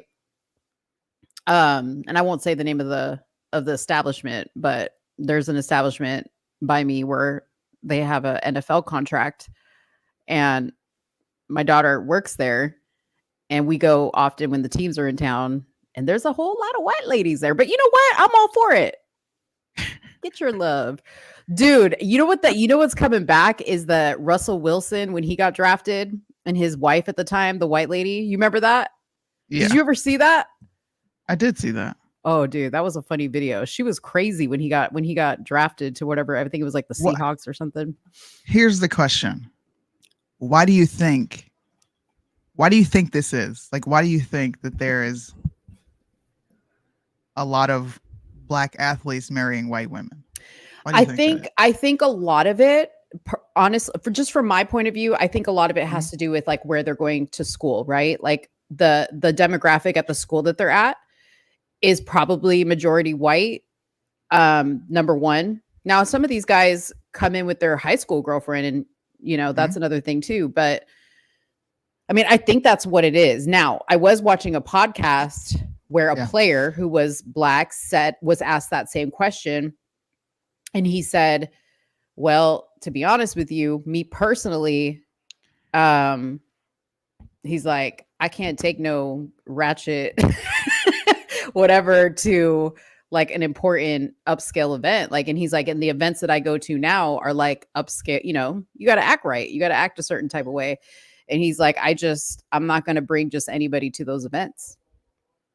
You know, he's like, I can't have somebody that I'm going to worry about sleeping with my teammate. You know, that's what he said. Don't crucify. No. I'm not coming at you. I was going to ask you a question. Okay. Damn. I'm sensitive. God damn. I've been attacked all night. You. Why are you playing the victim right now? Here's my question. That's his opinion. What do you think of that opinion? I want to know. I want to know what you think. I don't. I told you what I think. I think it's just demographic. You think it's demographic? Yeah. Like, are you asking me why do I think all those players' wives are white? Well, I'm more so curious about what you think about his take on it, which is, I can't be with no ratchets. To me, I'll just tell you what I hear from it, and then maybe you can respond. I hear all black women are like this, and white women aren't. That's what he said. Yeah. Yeah. That's what I took from it. Yeah. I don't know. We'd have to ask somebody. I mean, I know like Brandon, he talked about this one time, like why he dated black women, but why he married a white woman. He gets asked that all the time. He talked about that. And his reasoning was because I went to a school, it was majority white people. But then he's like, I started to see the difference in culture. And he's like, and I really like, he's like, I'd never been hiking before. I'd never been to a sushi restaurant before. And he's like, I had these white friends and I would go do things with them. And I was exposed to like a whole different type of life that I had never been exposed to. And he was like, I prefer that over the people that, you know, he had grown up with, which were like, and he's like, and I love my family. He's like, but my family's ratchet. See, to me, once again, that signals that I get his experience. But to me, it's just saying that this is how black people are. And the only way to not have this experience, right, of ratchetness is to go outside of my race. See, I think it's more towards. I think that's a very dangerous thing to say. I think it's not so much towards black people as it is towards black women. His comment is more towards black women. Well, yeah, still though. Yeah, you're making a huge indictment on a group of people because of your experience. To me, it's contradictory to what they preach, because if your perception is your reality, then what you're saying is just your opinion at that point. And that's, how do I say it? So would the preference be to see a bunch of diverse wives? I don't have a preference. I honestly don't care, you know, who dates who. I don't think there's anything wrong with, you know, blacks and whites wanting to be with each other. In fact, I think that that's a very natural thing. I'm not saying that it's not natural to go outside of it, but I think more oftentimes than not, we're going to marry people who look like us. It just is what it is. But when you do that and you demonize one group and you uplift another, is where I have an issue with it. If this is just a person, like, I dated my husband, I had no clue his mother was white. Right. And even upon finding out she was white, that kind of turned me off. like, I don't want to be around this, right? Uh-huh. Because I was just used to Right. What straight you were used to. ratchetness and I was that's what I was used to. Yeah. Being around them and over time with them just teaching me different things, introducing me to new things. Yeah, I was like, okay, I like this. But one thing I never did was like attach a race to this experience. It Mhm. was like, okay, these people are conservative, you know, they're Christian, they carry these values. And I looked at it as that. I just slowly removed race from the conversation for me personally, Mhm. more so than like injected even more and be like, well, I left my race and I got with somebody who was biracial because they had more to offer me than Black people do. Like I just never, I didn't think of it that way. Okay, so let me challenge you more. So then why bring this post up? Because I think it's funny that Mhm. the internet is either up in arms or demonizing one group. I think both extremes are kind of interesting to explore. So I didn't read what the caption says. I couldn't read Yeah. what it said. I could just see the picture. But Yeah. was that picture demonizing one group? Or is just the Well, no, mere sight of a bunch of white women saying they're it the was the eagle's mere wives? sight. Yeah, the Okay. mere sight along with, like you said, NFL players speaking out, different Right. Black men speaking out. Yeah, The because it's been a topic because of the draft and they show all the girlfriends all the or the yes. wives, and there were Right. some Black women. There were Yeah. Black women there. But that's what they focus on is like all the players that had white girlfriends. Exactly. That's what I'm Mhm. saying. That's I think that's my challenge to this is you didn't go that direction because they were white. You went there because they offered you a different experience than what you were used to. Mhm. And I'm solely keeping this criticism towards conservatives because they do say this a lot. I don't see race. Race doesn't really matter to me. This is the person I loved. Yeah. So then you liked their upbringing. You liked that experience. It had nothing to do with whether they were Black or white, right? Mhm, If we're being mhm. honest. So why make it a Black or white thing and be like, oh, I just can't do with Black women, this, that, and the third, as if the only experience that majority of men have with Black women is a ratchet experience. Or am I being dishonest and I'm kind of like the exception to that rule? Like I have my days of being ratchet, but I'm also very structured. Right. Well, I mean, I feel like we might be overgeneralizing a little bit that that's what they're saying because I mean, I have known plenty of men to marry white women who are Black and they don't demonize Black women, but this is who they ended up with, right? For one reason Mhm. or another. But they weren't necessarily like demonizing Black women saying, oh, like I realized how ratchet the girls before I was dating. Some of Yeah. them were like, oh, this is a different experience, like you said. Now, just Yeah. saying it's a different experience, I think sometimes people take it as, okay, well, then what was the other experience? Was it ratchet? Is that what you're saying? Was it ghetto? Is that what you're saying? Would is it wouldn't that beg the question? Wouldn't that type of response beg that question? Okay, well, what was it about this Black woman that was Yeah. different about this Black? At the end of the day, whether you are expressing that or not, Yeah. right? When you compare the two, the obvious point that's going to come up is race, unless you differentiate and you go off of solely the experience. And I gave my example because I despise white people. Mhm. I'm like, nothing over here is fun. Like, Right. what? You know, they would be like, what are your long-term goals? What do you want to do here? And I would feel so attacked. Like, do you not think I have goals? Like, why are you asking me these things? Yeah. But that's because I wasn't used to an environment to where there were like real expectations of you to go off and do something in life. Right.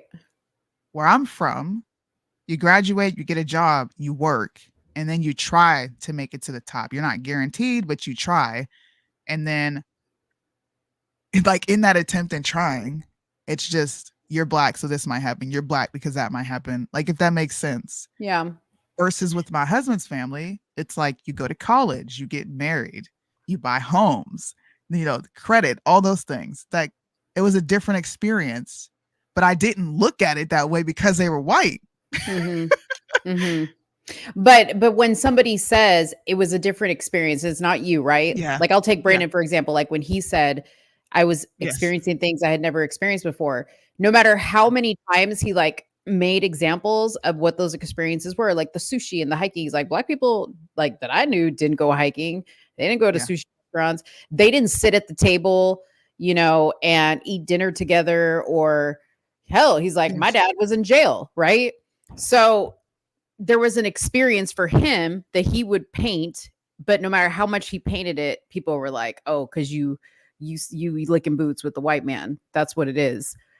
You want to get in. It's always, I think no matter what you say your experience is, Yeah. when it comes from somebody who's Black saying, well, my experience with my own community, the life that I lived every day of my life that I grew up in, I realized it wasn't all that.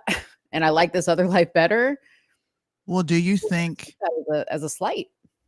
Do you think that it's taken as a slight given the content that he does produce? Because let's be honest, there are times where he's completely off or tone deaf to a situation and will automatically. The best example I can give, if you're Black or you're Latina, you know, you guys sit down in front of the news as a family and the 5 o'clock news comes on and they say school shooter, da da da da. What race you think they are? We have those conversations, right? Like, what race do you think they are? When you do nothing but hyper focus on one race and all their wrongdoings, is it a fair, not assumption, but is it a fair thing to think, or is it a fair thought to say, well, damn, maybe you did go over here because you despise the type of culture. And I've said this before, I think, and I'm not painting this across all Black people, okay, but I have said this before in comparison to my culture and my race of people, is there are some Black people who make everything about race. Okay. Like, for instance, if I was sitting in a room of people and like something popped on the news and they're like, at 10 o'clock, we're going to talk about a shooting in South Central. And somebody's like, I bet they were Puerto Rican. Yeah. It wouldn't even trigger me. It wouldn't, I probably wouldn't even hear it. Okay. Right. But in the wrong room of people, man, you say, I bet they were Black. What'd you say? Yeah, exactly. Like, there's just a hypersensitivity there, even when it comes to your own people. Like, I agree. It's very critical. Like, if you're not Black and you're not saying the right things that the community agrees with, and I'm not saying you or somebody else. No, I get what you're saying. Yeah. I get what you're saying, and I agree. But I think there's a caveat. Yeah. I think depending on the person that you are, right? No matter where you go, you can safely say that. I think it's when people have a very unclear or uneasy feeling about how you view this particular community that leaves that like slither of doubt in their head. Like the example that I gave, right? Dave Chappelle can come in there and say, niggas ain't shit, right? Chris Rock can draw that distinction of, on his stand-up comedy skit, there's a difference between niggas and Black people, right? He can say that, and people are going to be like, well, he's talking about the distinction.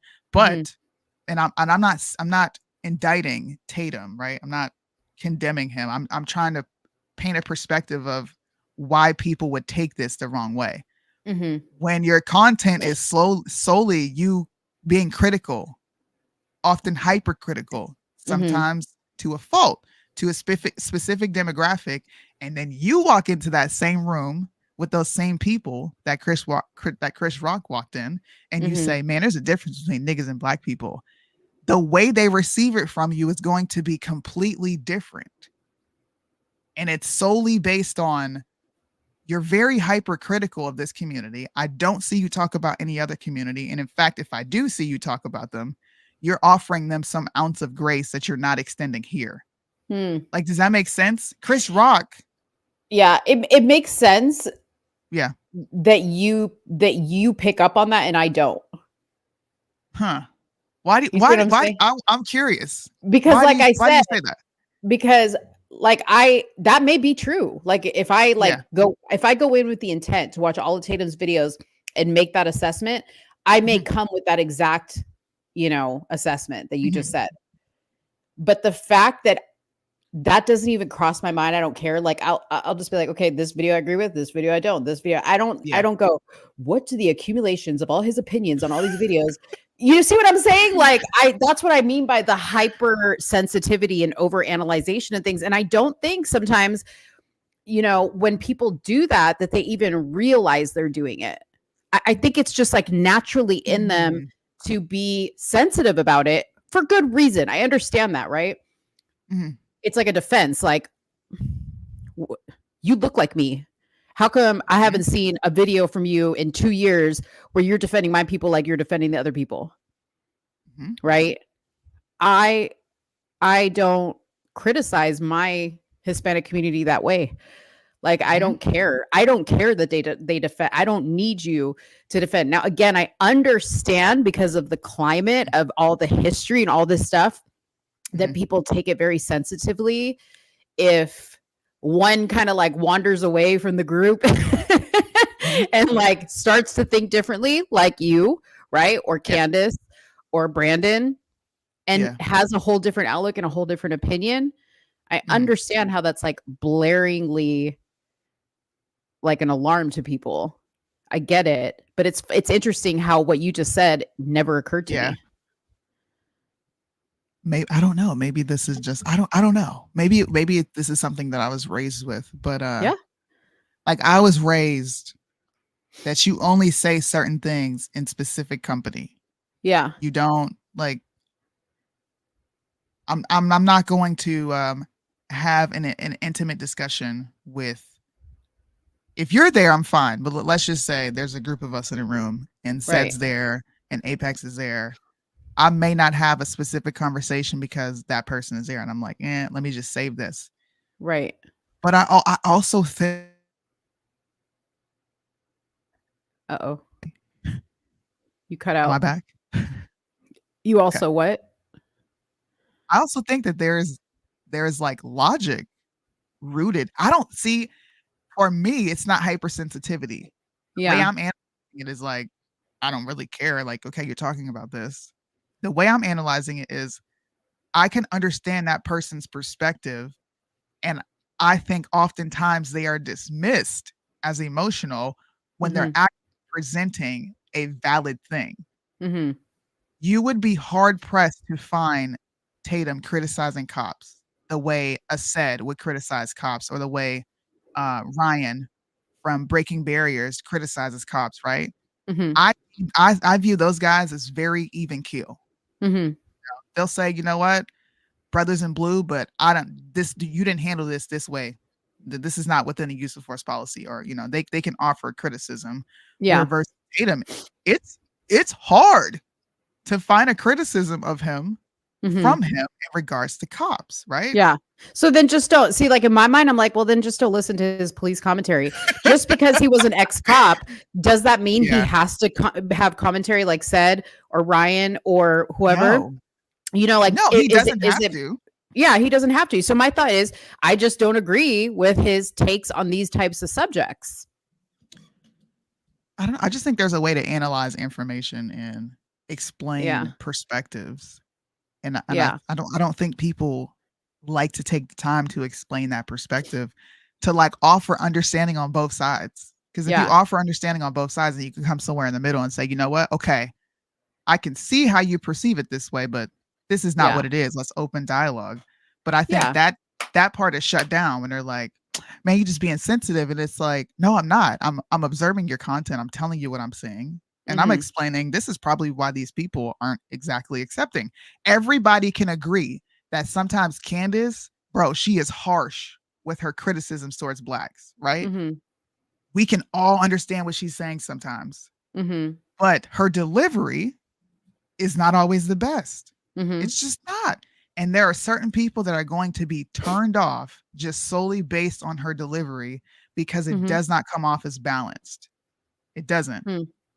It comes off of as, and I get it because I used to be the same way. I'm black. You should be able to take this criticism from me because this is a real reality and we need to fix it.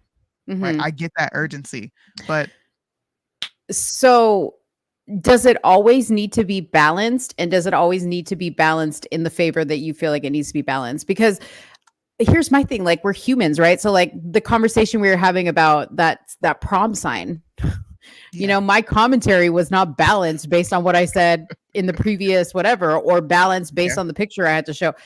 Ha ha ha ha ha. See how you like laughed it off with me? But if it were Tatum and it was a different subject, it would be like, no, this, you know what? I'm going to go live and talk about Tatum's take on this because this is not balanced and he's being disingenuous. Okay. I was being disingenuous, but I don't give a fuck. And neither do you, because I'm just a Puerto Rican girl. Like, what do I know? Like, you know what I mean? I think but I'm just telling you, you're harder on your own people. You being hard on your own people. No, because if Chris Rock did what you did, I would have the same exact reaction to him, because I know he's literally coming from a place of like he ha ha. Yeah, which I am too. Right. Yeah. That I would be okay. It would, right. Even if he came in here and did that, I would be perfectly fine. If Sed came in here and did that, I would be perfectly fine. But because of the extra information, I might take it different coming from a specific person, whether they were black or white. Yeah. If a white person, right, look, if Josh came in here, or who else is white in here? Let's say Nick came in here and said what you said. Yeah. I would laugh at him too. Yeah.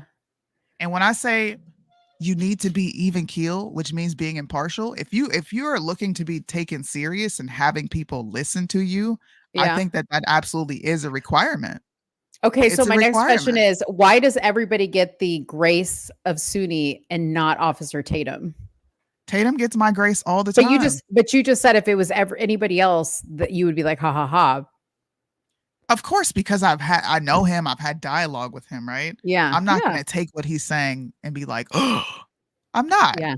Yeah. He could come in here and do exactly what you did, but I'm speaking outside of myself. Yeah. I'm trying to give that person's perspective who holds this view of you are super harsh on this side and not enough on the other side. There is no balance. Just like there's no balance with the left. We would like for the left to be balanced. But so what? That's like my response to that. Who cares? When you're charged with information, it matters, bro. People are trusting you with informing them of what's going on. And let's be honest. You say this all the time. People are lazy. They're not going to go do their own research. They're just going to say, well, Tatum said this, and walk into a situation looking retarded, not having all the information. So I think it's important. But at the same time, and maybe this is just me, but like, there's people I listen to that I'll hear something and I'm like, that is crazy. Like, I can't believe they just said that. And then I'll be like, okay, but like, that was just crazy. Does it ruin my day? Am I like, oh my God, dude, I can't listen to this person anymore. They're so unbalanced. I have never said that in my freaking life, nor would I, because I really don't care that much. That's what it is. And I, because I'm a person of like, okay, this person said this person said this person said this, all three different opinions. Now let me take the parts that they said and go do my research and insert, into all that. If I care enough to research whatever it is that they're talking about. Cause sometimes I'm just like, who fucking cares? But I don't know. I just feel like, and we're making this about Tatum, but it's not just about Tatum. It's about a lot of people. General thing. Yeah, a general thing in general. But it goes back to the football picture of the wives because it's like, who cares? Who cares what the reasoning was? Imagine if David J. Harris made that that's joke. A good example. That's a good example. Oh, right. Imagine if he came in and made that joke. People in the room would probably be like, what the fuck? If he made what joke? Which joke? If he were to come in and hold that sign up to his wife, right? Let's just say his wife was black and he came into the room and did that. You see what you just did? The first thing you're going to do is like, what really, dude? Did you really just hold this sign up? Well, because I'm going to say that man is extremely balanced because everything he says is dumb. He is like the most like, just like if Cringy had a picture, it would be his. And I've met him and I've met him in person and I'm not misunderstanding. I'm not misunderstanding how he is. Yeah, I understand what you're saying. You understand? I understand. That's all I'm saying. If it was him, we would be like, what the heck? Why would you say that? Like, tone Yeah. deaf, we would feel like he didn't read the room. Does he ever read the room? God. That's just human nature, dude. Confirmation bias is a real thing. Yeah. We're never ever gonna get away from it. So I think Yeah. rather than trying to get away from it, I think it's best to explain it. That way people on the opposite side of Tatum, on the opposite Yeah. side of me and you, right? Both people are understanding, like, okay, I understand why you think this way. Yeah. I don't really care. You can have those thoughts. You can call me a coon, you can call me all that. It Yeah. doesn't make it true. But I understand why they have it. Yeah. And I agree with this statement that a lot of influencers do it on purpose. Like they say triggering shit Oh, for sure. because they know how the algorithm works. Yeah. I think I just do it wrong. I go against the algorithm and say crazy shit. Yeah, the trick is you have to go against your algorithm. Yeah. Right? So like you just have to do something completely nobody would think you would do so that they're like, "Oh my god. Did you see Soonie?" Like for instance, like when you did Whiteface, like you were like, "Oh, this is going to go viral." That's so expected of you to do because that's just your personality. But like if I posted a picture and I was like, "Oh my god, this is Soonie at the drag show," and she's like arm in arm with a bunch of trannies, that shit would go viral because people would be like, "She's a fraud. It is a fraud." Like that would be completely out of your character. Yeah. Yeah, that's how you do it. Hence why you're sitting there, or why this girl was sitting there with a sign that said, "Will you pick me instead of the cotton," or whatever the hell it said. Oh my gosh. What a mess. We're in crazy times. I don't know. We're in crazy times. It's scary if you're a parent. Yeah. It's scary when you have, people that you're responsible for. But I cannot say that I'm not enjoying this. Because I low-key am. I'm enjoying like all this the discussion, stupidity. Yeah. I'm happy that people are starting to say, dude, that's a dumb thought. Because before that was very harsh to say, well, you can't call someone's thought stupid. And now everyone's like, no, that was dumb. Like, why would you say that? Yeah. Is there any thought pattern behind it? Like where there's more, I believe in confrontation. I think the only way out, and I'm talking about out from underneath yourself, is to constantly have a mirror up and confront it. That's on both sides. I think we need more confrontation and less unity because confrontation brings thought. I don't want to that in itself brings unity. Yeah. Because you're going to find people that you're like-minded with. Yeah. Through that contention. And I think you come out even better with confronting yourself and your own. That's why I like having my views challenged. Yeah. I like talking to like batshit crazy liberals in those servers. I like it. Yeah. But see, this is the thing though about it that's like a fine line. Is like when you say you like these times like where people are like starting to like get into these discussions, and it is great.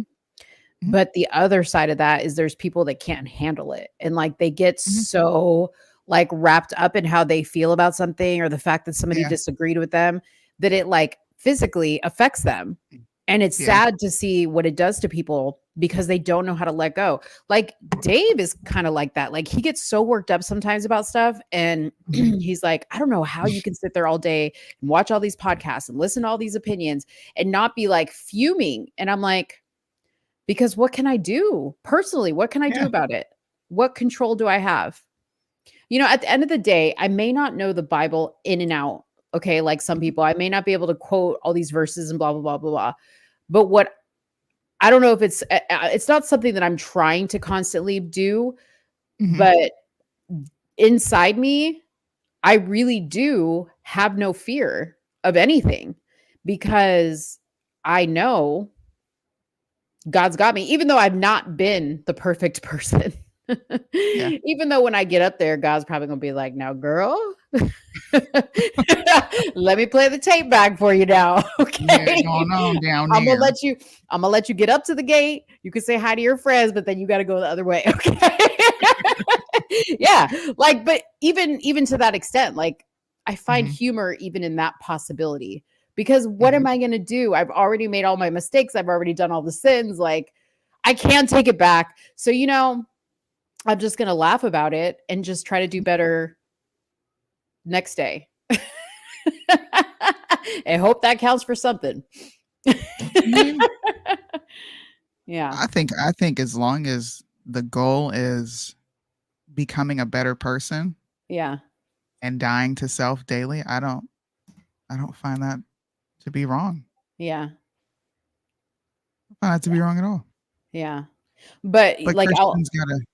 I'm sorry. Go ahead. no, but I find people, and I hate to say that, but it's like the really hardcore Christians that will be like, it doesn't say in the Bible that you need to be nice to everybody. But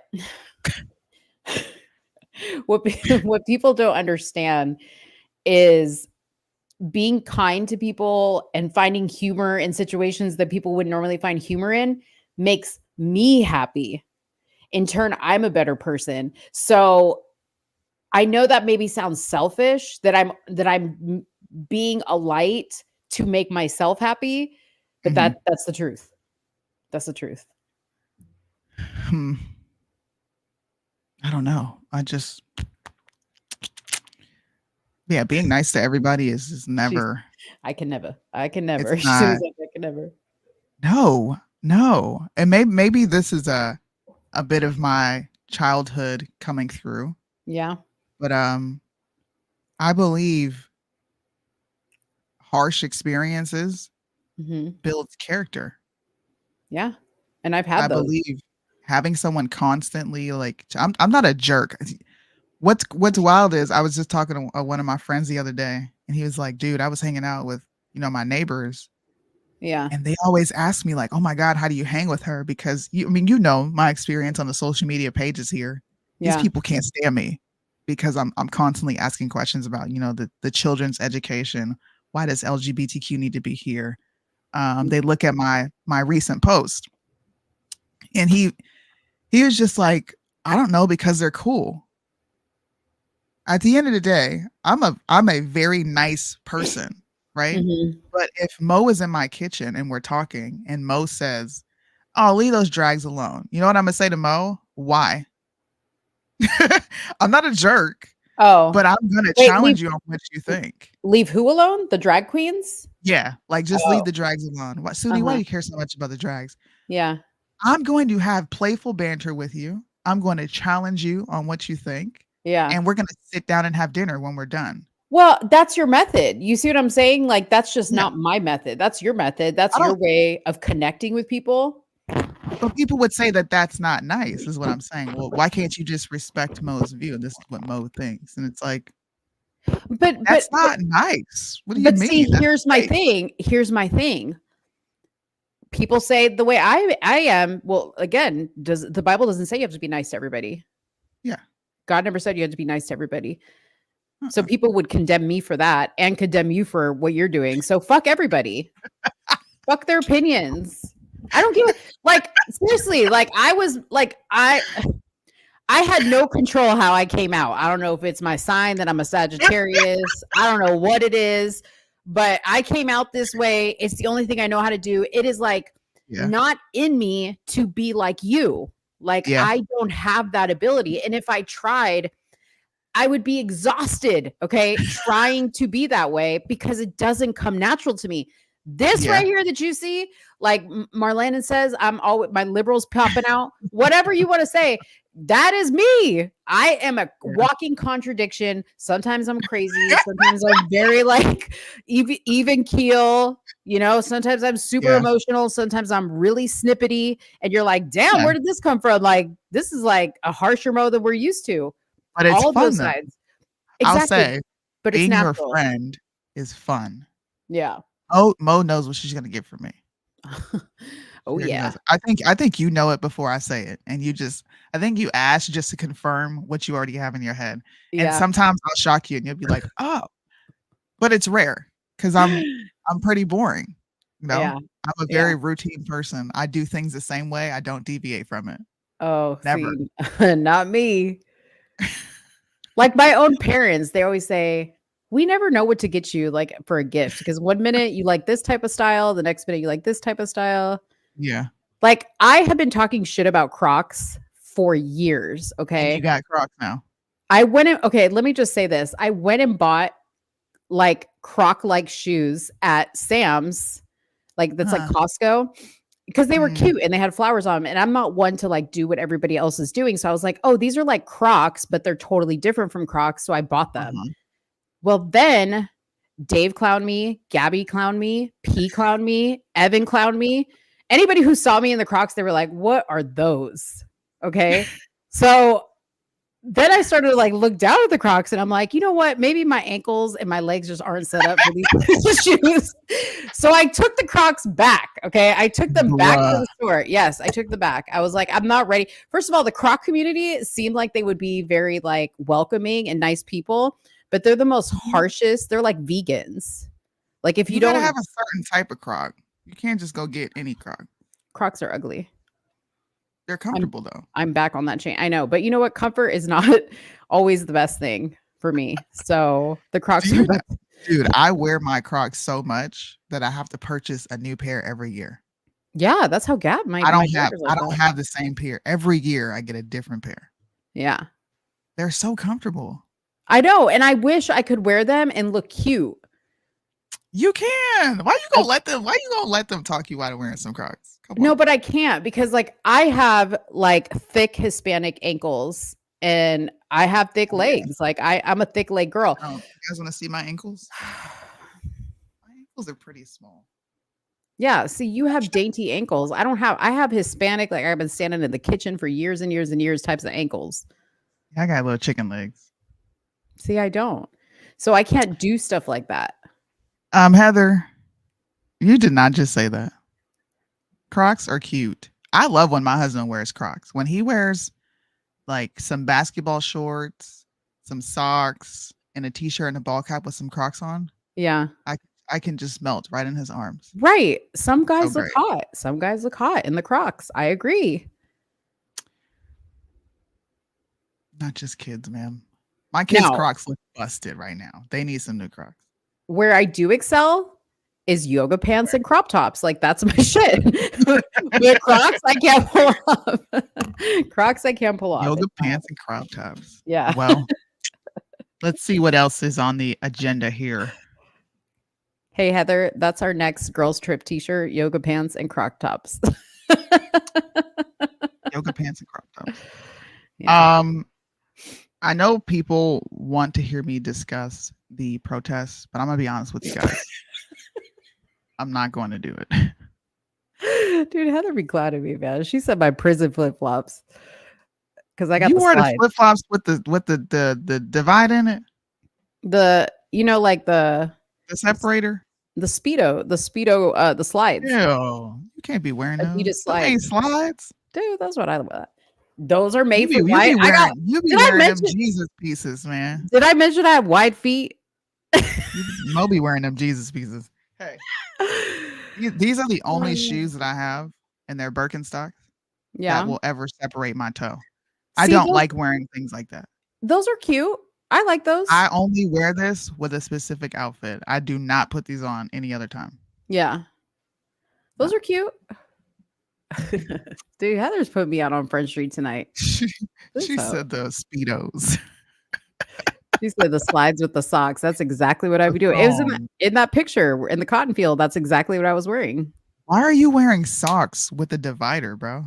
No, not the divider. It's the slides. Like they just like you slip your Oh, foot the in there. Velcro. Okay, never mind. I thought you Yeah. were talking about the Jesus pieces, the ones that separate your toes like that. No. Oh, well, never mind. Yeah, I'll be wearing them too. I sure do. Oh man, y'all have learned too much tonight. They really did.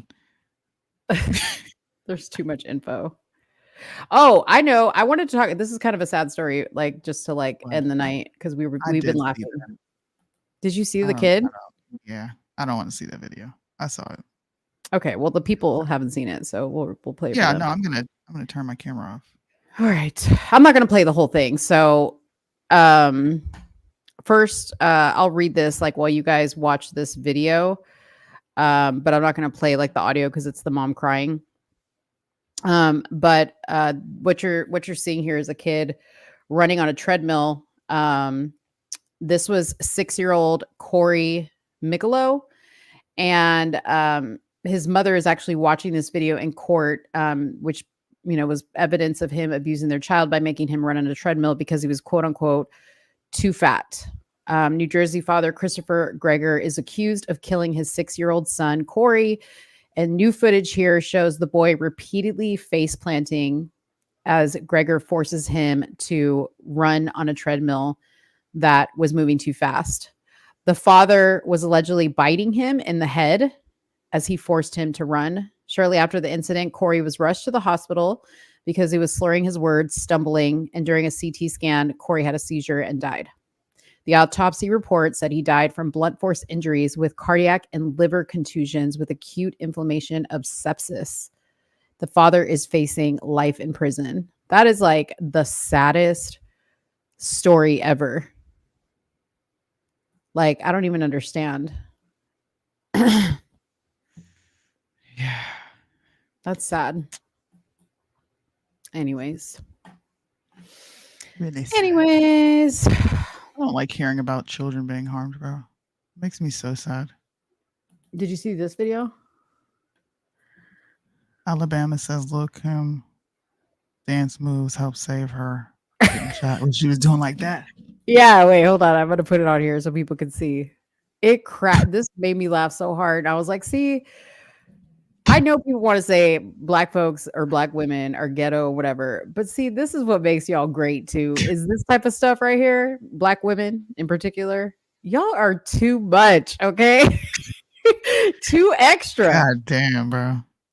So, obviously, And she's leaning back with the bop. Did you hear the gunfire? If so, take me through that moment. So I'm walking to the car, and I got my baby with me. We already heard a few gunshot rounds, but I ain't think nothing of it. Nobody didn't hear no screaming. So I'm getting to the car. I hear fire, fire, fire, fire, fire. At least by 7 rounds. So I'm ducking, I'm dodging, I'm ducking, I'm dodging, I'm ducking, doing little Kim, trying to get my baby in the car. Then I throw my baby in the back seat, and we just sped off. Next thing you know, a driver was driving past. I couldn't identify the vehicle, but Lord, I hope they catch him, Lord. So now I love her. Ain't nobody got time for that. I love She her. said, There's the moves right hey. The That fact is that so she can funny. make that go viral, when she's like, there. I'm ducking, I'm diving, I'm ducking, I'm diving. I'm doing a little Kim. Oh. See, nobody that got is so time for funny. See, Soonie, one thing you can say about your people, ain't nobody like them on the planet. Oh, why They're they gotta really be my people? no, but that is a compliment, okay? Dude, Nah, no, I'm playing. there is no listen, black folks corner the market on some stuff, okay? Because there's Yeah. some stuff y'all be saying and doing that is like nobody else could do it that way. It's hilarious. It's hilarious. Remember the conversation we had? Was it yesterday? I don't know. We have a lot of Or I was talking to you and Dave, uh-huh. and I said, white people can't roast. Oh yeah. And Dave was like, Dave said, you're right. I'm like the type of person that's like, can you call me back in 45 minutes so I can jot down some notes? Oh my gosh, bro. Oh. Oh, you know what? I want you to react to this really quick. Okay. Guys, can you stop supporting just pearly things? Oh yeah, you said that to me. I was trying to understand what that was saying. Yeah. I was lost. Yeah, you sent Did it I to send me. it to you on WhatsApp? No, on Instagram. Okay. I was ducking and diving. Look at all the stuff I saved for the show. A lot. This is a whole file of just show stuff, y'all. Dude, 21. Soonie, you have got to follow the Super Racist podcast. Super Racist podcast? Yeah, Is that what it's dude. called? Yeah, the dude does all his interviews in a KKK hoodie. Oh my God. He says the funniest shit. Oops, I sent the wrong thing. Sorry. I wasn't trying to send that. And see, you're gonna say, "Oh, so his stuff's funny, but the cotton picking sign." I'm gonna leave you alone. You said leave you alone. I'm gonna leave you alone. I ain't gonna say Nathan. I'm gonna be quiet and mind my business. I mind my business. Look at this. Okay. This will be the last thing we talk about, guys. But this is a post from Pearly Things, right? Mm-hmm. The first post is the first thing up there is from her. Yeah. What did I do that for? That's why I didn't understand. Yeah, I'm so sorry. She was talking about men cheating. Let me see if I can find the post. It says the 3rd of May.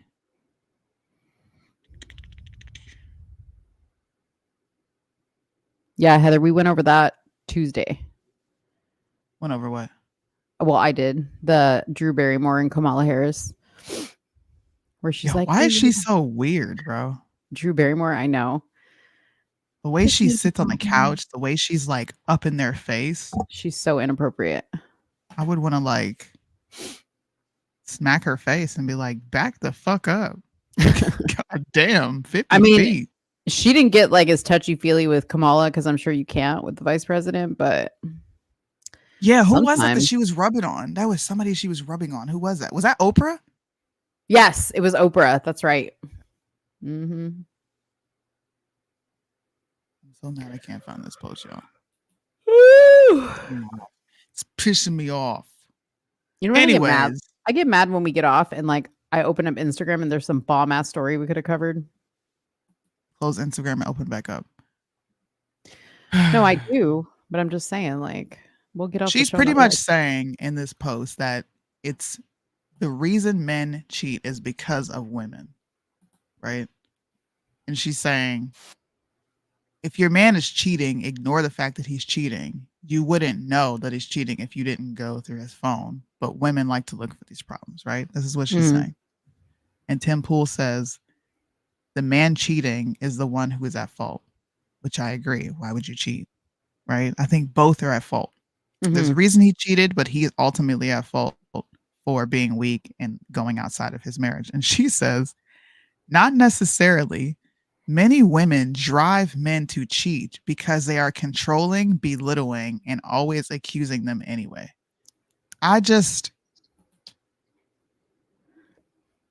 Why? Come on. Like, I don't know. To me, what I just read was women act like they're mothers, so they're cheating. And my question to that man would be, why the fuck are you marrying your mom?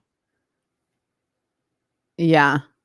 The reason I'm saying that is because she props men up like these like leaders, and they should be followed and they should be respected. And I'm like, okay. I don't know what she is. She's weird. The fact that she still has a platform is beyond me. I agree, right? Men should be respected, but it's a certain type of man. You shouldn't just be automatically respected because you were born with a dick between your legs. No different than I am owed or guaranteed protection because I have a vagina. That doesn't guarantee me protection, but what does is me getting married to somebody. That's my protection. I want to know what you think about this, though. I know you don't like her. Girl, how are you not married? You have all these fire takes. How's no man sweep you up? Exactly.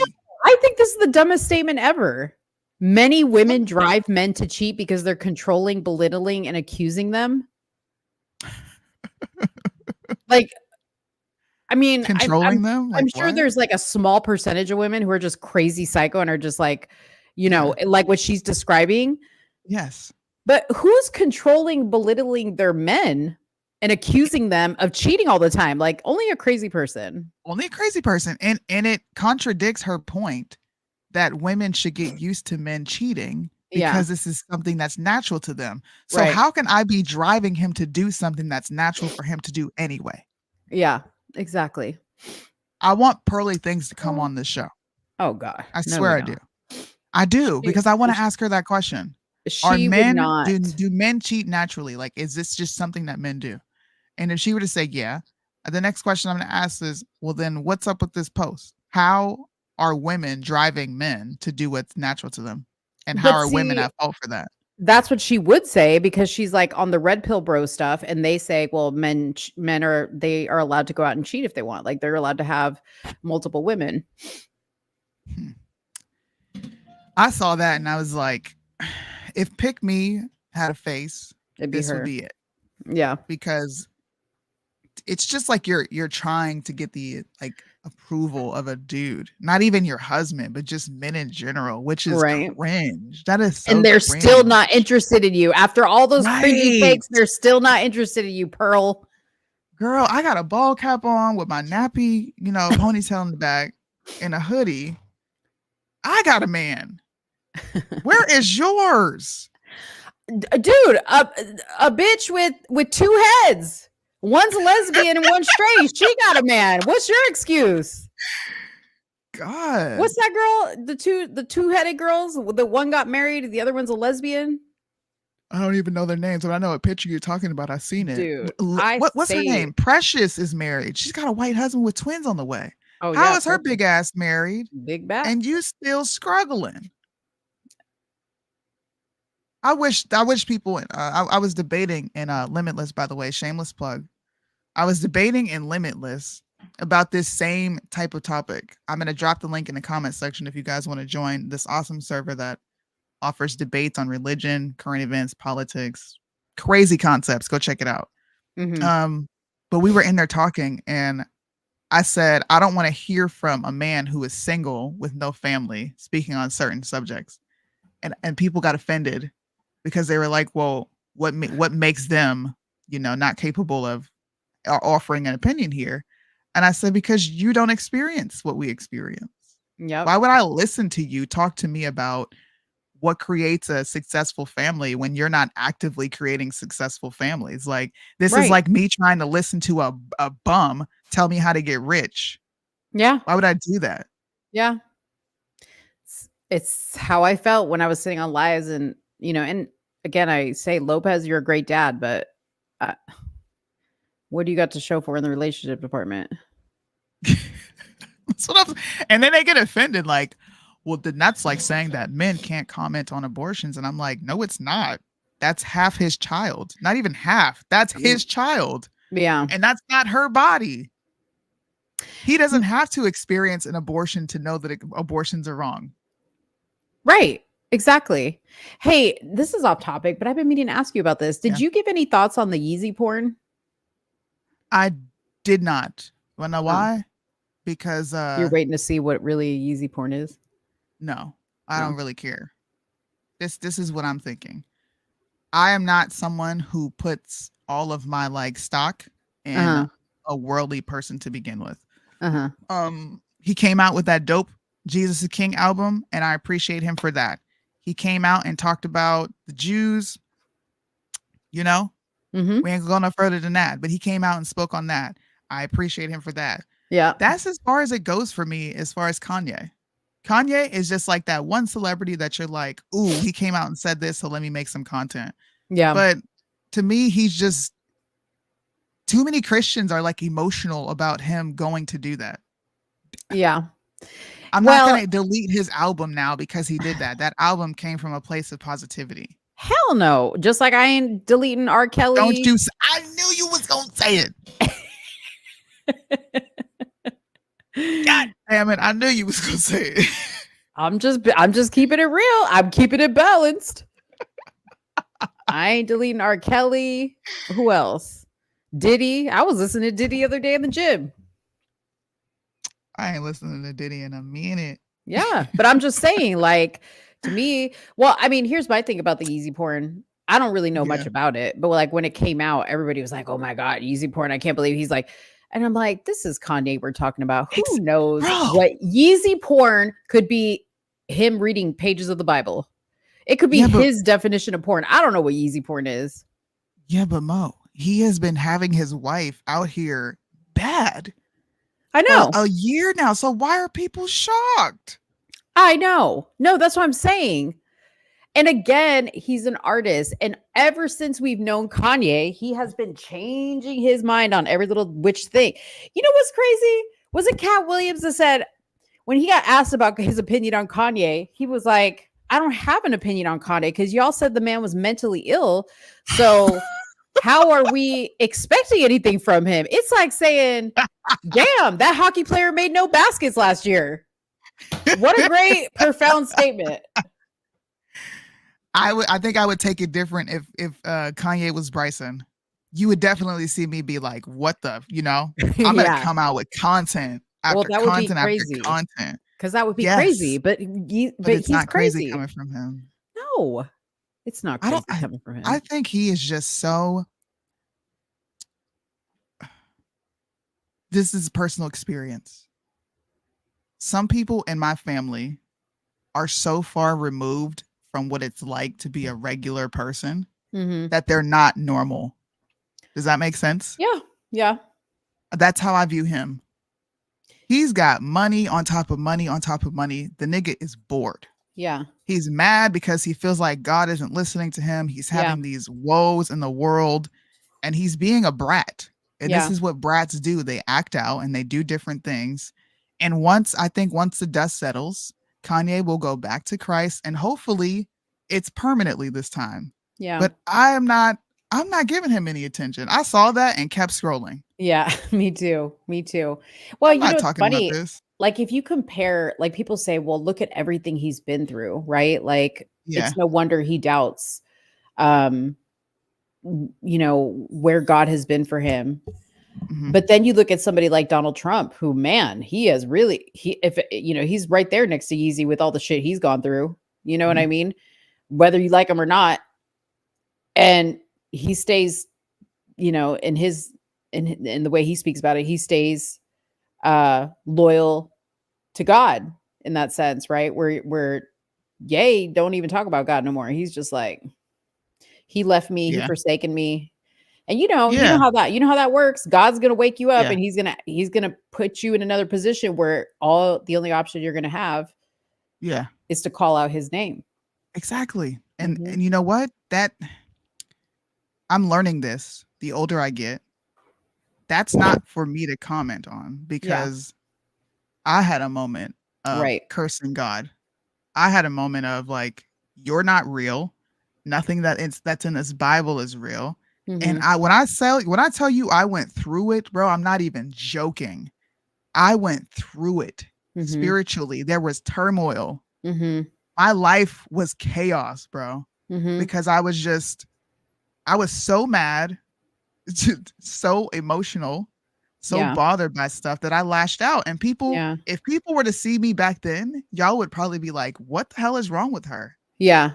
Oh, she's evil. Yeah. She's this, she's that. But that was just, I came from that.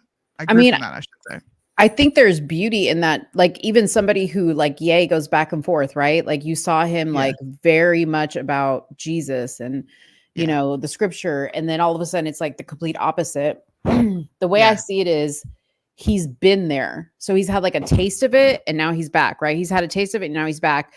The fact that he has this struggle back and forth is, I think, the beauty in the whole experience of finding yourself and your Christianity. I think that's what it's all about. Like, I don't think anybody just like pops out of the womb and they're like, I'm a Christian. It's great. Everything's roses. Everything's daisies. I have no problems because I'm saved. I don't think it's like that. I think most people get to their faith through something traumatic, or they get to a point like where they're just like, I just need you. You're my only option. Like I have nothing left. I need you. And even Deion Sanders, I remember he told a story about that. And he was like, I was at a place like that. I was like suicidal. He said, I was suicidal and I called out for God. And he's like, even when I felt the presence of God, he was like, it was almost immediately, my life even got more worse because it was almost like God was testing me. Like, are you ready? Bro. Right? Is this really what you want? It is hard. It is hard. But like you said, there's beauty in that struggle. There really is. I'm so proud of myself. I'll pat myself on the back every day. Yeah. Because I am not who I was. I'm not who I was 2 years ago. I'm not who I was 6 years ago. And I'm not who I was 15 years ago. That to me, that's progress. I'm only 33. Yeah. People my age aren't getting it right in life until 40, damn near 50 now. Right. Exactly. I'm glad. That's So why I won't talk shit about Kanye. I'm gonna just mind my business when it comes to Kanye. Yeah, that's why I won't talk shit. Even Bryson, you hear Bryson say, I hope he finds Jesus. I really do. Yeah. He prays for him, but see, there's a difference between those people like Kanye and other people that I know personally that lie to themselves, right? And they're like, oh, I'm a Christian and I go to church and I post all these Bible verses, and they turn right back around when they leave church and they're the same. Yeah. Lying, deceiving, lying to themselves, lying to everybody else mess. And that I can see right through. Yeah. Yay, he truly believes right now this is where he's supposed to be. When he was like Christian, he truly believed this is where that was where he was supposed to be. He truly believed it, and you could see it. Mm-hmm. So I think the only criticism that I gave was like 2 weeks ago. We talked about him, and I was like, and it was because of what he said. Mm-hmm. Don't ever call yourself God. Mm-hmm. That's the only time I even felt like I want to say something, because to me that's just like disrespectful. It's just insanely disrespectful and egotistical to like walk around and have that temper tantrum as a grown ass man. Yeah. But all his other antics, like I don't talk about how he dresses his wife. I don't think we've ever even talked about it on the show, have we? I don't even think we have. I mean, we've kind of like joked about it. It's not enough of a, it's not enough of a thing. Like I was like, okay, she went to Disneyland, she covered up. At least she covered up around the kids. You know what I mean? Like she's on a boat giving him BJs. I don't know doing what. That's their prerogative. Whatever they want to do. But when they're around the kids, I notice when she's around his kids, she doesn't dress like that, right? Whatever they want to do when they're out and about, if that's his wife and if that's what he's okay with, that's what they do. Who am I to say? I just think there's bigger fish to fry. We just earlier in the show, to bring it back, like a full 360. They are actively painting the Bible, right? And your historical understanding of your Savior, as anti-Semitic. To me, I wanted to cry on the live that I was on, where people were so. I've never felt like this, Mo. People were so focused on wanting me to talk about the riots and the protests that they didn't give a crap that scripture, and I'm getting emotional now. They didn't give a crap that scripture was being just like maimed. It made me so sad, and I'm sorry. It made me so sad to see, like, this is where you are. That you don't even care about the Bible, bro. You care more about me covering some protests that are probably manufactured to begin with. Yeah. Rather than like defend. I believe this. This is me. I'm going to defend Christ and God at all costs, because it's supposed to be our faith. We're supposed to believe in this. Yeah. And it hurts, bro. It hurts to see how many Christians just don't care. They just don't care. I don't want to talk about the riots. I don't care about protests. Yeah, and I don't either. Like, I don't really care about it. It hasn't been something that I really cared about either. I was going to ask you this because I had posted about the show on Facebook, and somebody on my Facebook page, I'm going to tell you what he said, and I want you to fact check this. Hold on one second.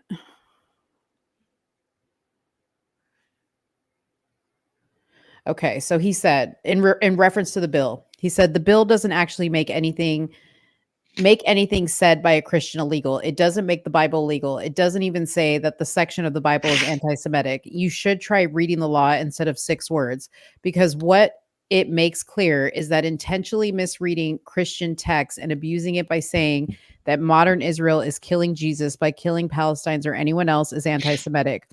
And it is. It's also historically wrong, since Jesus was killed by the Romans and their collaborators who were anti-Zionist. Using the death of Jesus for anti-Zionism is particularly perverse. Not that it really matters. This is the part, because the bill itself also explicitly says that if anything comes into conflict with the First Amendment protections hold. Yes. It does say that. Yes, it says constitutional protections. Nothing in this act shall be construed to diminish or infringe upon any right protected under the First Amendment to the Constitution of the United States. Okay. But that, I'm sorry, go ahead. They're violating that already. Exactly. Because, and I'm going to call BS on him using that the Palestinians are using this against Jews, because this has been a critique and a talking point since the beginning of time. This like having this conversation is not new. In fact, the IHRA, the contemporary examples, that was put out in 2020. Okay. Well, hold on. Let me just pull this up. It was pulled out in 2020 and way beyond this. This is the endorsement of the working definition. Okay. This started back in 2014 that they were working on defining anti-Semitism, giving it more of a definitive definition. It has nothing to do with the Palestinians. This has been said for years. For years, people have been saying this. And it's not anti-Semitic to say it, because the Jewish leaders of that time, okay, and some of the Jewish people thought Jesus was bad. They thought Jesus was crazy. Right. That he had a mental illness.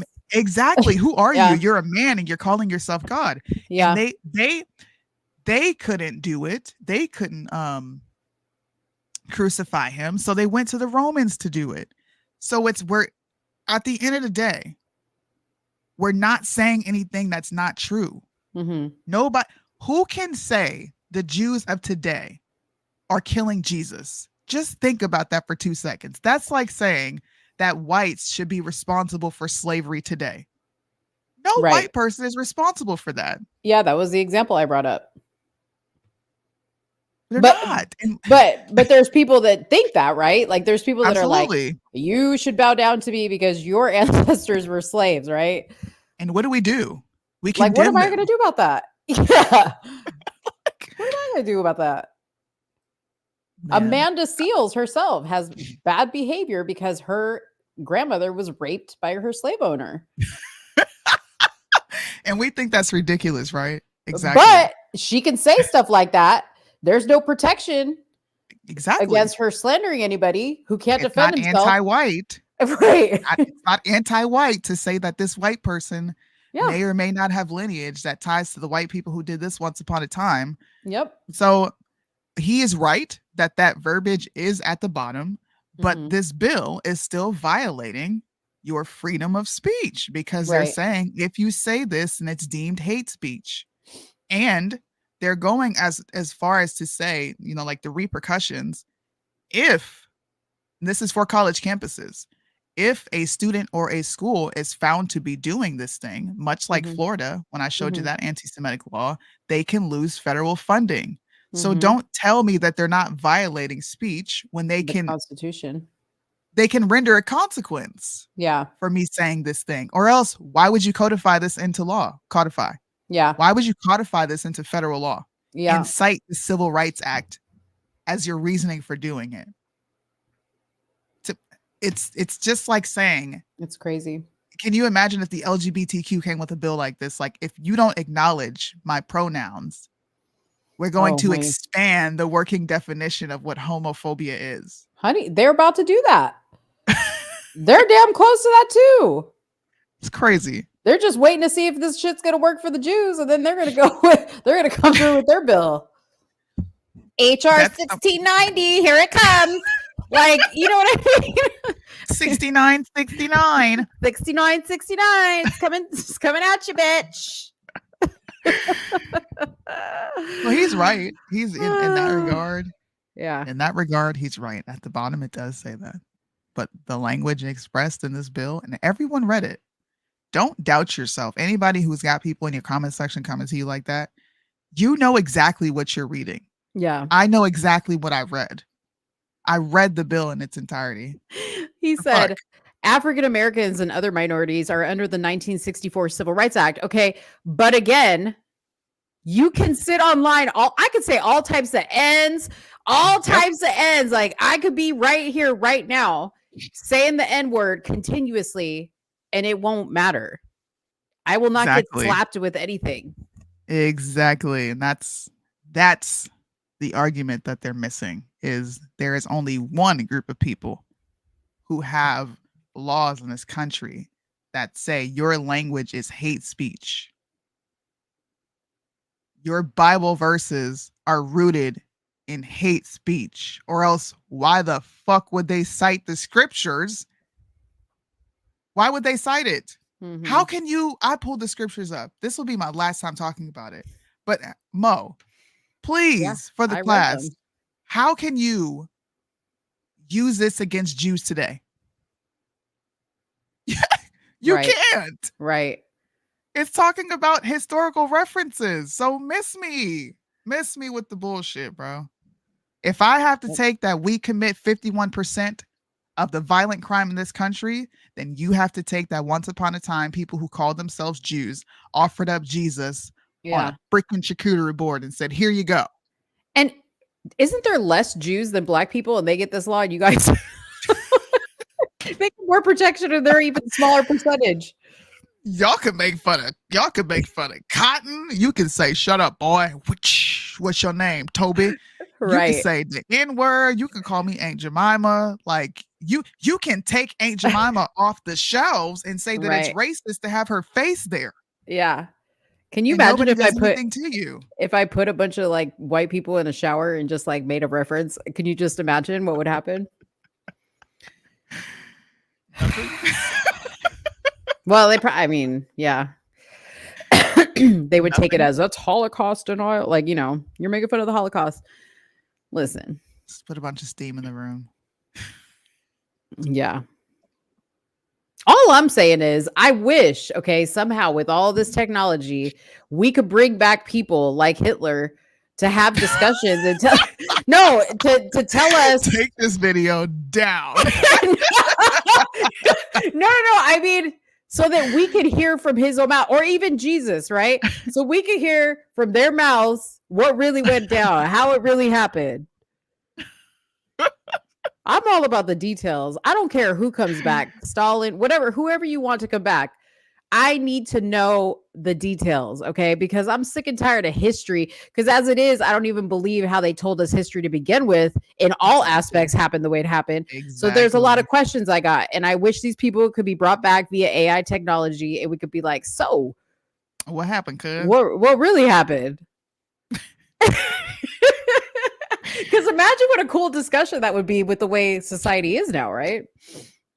You have gone all the way into anti-Semitism land. I sure have. Even saying that you think this conversation will be cool with Mr. Adolf. Yes. They're like, what? Excuse me? Excuse me. Does she say the H word? Shmuley is coming for you, him and his big-eyed daughter. Are those contacts that she wears? I feel like those aren't her. That's not her real eye color.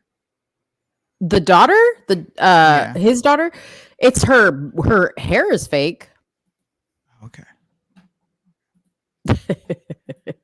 I can't believe I just got emotional, bro. That really just Eat up all the chicken. This motherfucker, and they stink. You are taking this live down. This is going private, everyone, and it will not be airing on Facebook after today. No, I'm not playing enough of it for it to pick up anything. Your rhetoric alone is enough.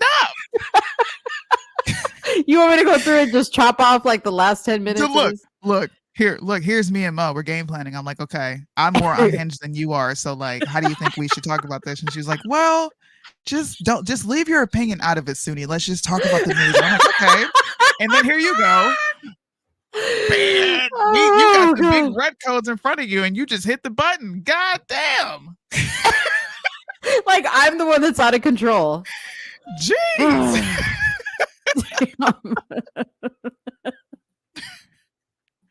We're gonna get an email. Hate speech. Oh my god, dude. My button is ready on all of my pages, right? I'm just telling you. I'm taking this shit down. Dude, if we're gonna go out, let's just go out with a bang. Sounds like a Mexican dish. Maybe we should put her on a plate and send her to Mexico so the Mexicans will eat her. White power. White power. Oh God, I gotta stop it, dude. This probably wasn't the best image to end on. All right, I'm done. With the KKK up there. Yeah, that shit's funny, y'all. Just like I know, it's not me, bro. I'm the more like contained out of all of us. She is the true conservative, dude. Meanwhile, no. Let me just tell you how nice Soonie is about it. So again, we're on different time zones, right? I go to bed super early. I wake up to a text from Soonie and she's like, hey, do you mind if I go live on our channel somewhere in the middle? Like she has to ask me what we do on this channel. Like she can go live if she wants. She doesn't have to ask me, but she was nice enough to be like, do you mind if we go live on our channel to talk about this bill? And I write her back and I said, yeah, you can go live. I'm like, just don't activate the Let's Talk Darling channel because I don't want to have nothing to do with this. You know, like my shit's a little bit more built up than this one. And here I go. My channel is activated right now, and here I go. I can't help myself because I'll do anything for a laugh. I'll do anything for laughter. Bro, she said bring Hitler back. You are being no, you have to say it in context. I said bring him back so we can ask him some questions. Yeah. I didn't say bring him back so we can. You didn't let me finish. Yeah, but you make it seem like I said. Now you scared. You would have already said it. I'm just repeating what you said. But you make it seem like I was like, bring him back so we can invite him to the barbecue for the chicken and rice with the Collins kids. No, I didn't even finish. I got bring Hitler back, and you said no. Stop. Yo, do you think if he came back, he would eat that nasty ass chicken and rice casserole we saw at the beginning of the show? No. I don't think anybody. I don't think Martin Luther King would eat that. I don't think Malcolm X would eat that. Gandhi, is he dead? I don't even think Buddha would eat that shit. Neither would Jesus. Dude, you know what would be like the funniest live is if we lined up like a bunch of like prolific black leaders like Jesse Jackson and like Al Sharpton, Dr. Umar, right? And we had them like taste test white women's food. That's a good idea. That's a good idea, bro. Yeah, that would be hilarious. I want to do that. That would be hilarious. See, that would make them more human, right? Like that would have people like, let me just hear. Like everything he says is idiotic, but I can laugh at this. Like his commentary about Sharpton, this bro. Sharpton ain't shit. I'm cool with Umar. There's some grace for him, but fuck that nigga. I have a love-hate with him. I have a love-hate with Umar. Because he said some awesome things, but what's his name? Sharpton is off. He's off all the time. Hold on. Somebody sent me something that Sharpton said. Who was it? Thank you, Judy. Damn. I don't know who sent it to me. But Sharpton had said how are Right-Wing Angel posted it. How are Democrats gonna condemn January 6th but allow what's going on in these college campuses? Come on, man. I'm like, bro, what? January 6th has nothing to do with a foreign. I don't even think, if we're being honest, I don't even think they should be protesting in favor of another country, but that's their right to do so. I don't think so either. I think, if anything's going to be out loud, it should be, you cannot hold a protest in the United States of America for another country. It should be outlawed. Yeah, that's true. You know, at the same time, let my people back in the library. Let my Jewish people back, because I don't like that. If I was paying tuition at those schools to be a student, I don't like that they're doing that. That they're like keeping these Jewish kids out of the library, and you know, all kinds of crazy stuff. No, let those Jewish kids go to class. Stop acting. First of all, half of those people that they're arresting don't even go to that school. We already know what that is. Man, listen. Either way, it's a false equivalency. He would have to, in order for him to be congruent, and I'm only saying this because Right-Wing Angel said he agreed with this. Yeah. In order for him to be congruent, he would have to bring up the summer of 2020. You would have to bring up those protests, because January 6th, number one, paid agitators were there to make it violent. Yes. Okay? Yes. So is it like analogous in some ways? Yeah, but why didn't you? To me, that's like him doing like this with breadcrumbs and being like, here you go. And then we're all like picking up the breadcrumbs and gobble, gobble, gobble. Oh my God. That's exactly how it is. Something I agreed with. Like but he didn't though, because he didn't condemn what BLM did. They reigned hell on this country for 2 years. Yep. I'm not giving him his It's the same people. It's the same people. This was a fun show. It was a fun show. I love my favorite shows are when we go off script a little bit. Yeah. And we just, do our own thing. I feel like it's better that way. It's fun. I want to hear this with I wonder, is this just as entertaining just listening to us without the visual? Oh, because you want to know like if it's in a podcast form. Yeah. Let's just try it. Let's just take our cameras down and hold on. How do I turn it off? Go to your like on the Okay. Thanks for making it guys. Fun. Yeah. I can hear myself. Yeah. And I'm like, damn, bro, your voice is kind of bomb. Okay, so forget what we look like you've never seen us before. Yeah. Would you listen to these two voices on the radio if we were just radio voices? And we could play music. I think we would have the best playlist. Right. We need to practice though. Like, I feel like hold on. I feel like we need to practice. Like, okay, hold on. Let me practice really quick. Okay. Okay, I can use like Big Booty Judy. Okay. All right, guys, and now we're gonna play Big Booty Judy by Big Booty Judy. Big Booty Judy. That wasn't good. No, Big Booty that was Judy like so, dude. That was so rehearsed in your brain. I could tell you took a moment to say, "What should I say?" Yeah, you just got to spin the tune. You just got to be like, "We'll be back, y'all." Okay, well, you do it, and you tell me. I did. No, I need like an example. Why you always got to put me on the spot? Just like we just finished talking about Candace Owens, right? No. Like introduce Bryson Gray. Like introduce Bryson Gray. Yeah. Well, y'all know Bryson has a new single that just dropped. He's going with some reggae vibes. And since we're gonna take a break, let's just go ahead and spin some tunes. Boom. See, there you go. Oh, okay. But you know what? It just sounded better because you're black. That's what it is. And you have more swag. It sounded better because you're black and you have more swag. Stop it. She's like, wait a minute, guys. We're going to play Big Booty Judy. Hey, guys. You Big got any? Judy. What is it? Y'all got any money over there? Y'all got money over there? No, but thank you guys for hanging out with us this Friday night. My weekend. I don't have weekends anymore, guys. I feel like the older my kids get, the more time I just don't have to myself. I don't have a life. Yeah. You know how long it's been since I I wash my hair and then I just put it right back up. I don't even have time to like sit down and like enjoy. You know how you get the phone out, you put your favorite show on, and you like flat iron your hair, do your hair. Yeah. Grooming. Yeah. I can't even do that. Yeah. Dang.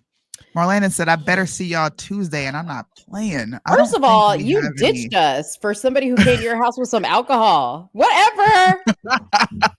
You should have put this show on for your family so that they can hear this awesomeness. Yeah. You should have been like, hey, fam, what's up? Like, pop open the drinks, and we're going to like listen to somewhere in the middle. Yeah. But no, you didn't do that. You came in here to be all hostile with us about next week's show. Dude, people would do that to my shows. They would put the show on when I worked with Primetime Patriots. They would put our show on and be like having barbecues with their family there with our show on in the background. Yeah. I remember this woman bought a shit ton of our merch and was like taking pictures of her family in it. I was like, dude, I'm in somebody's living room right now. We need to bring that back.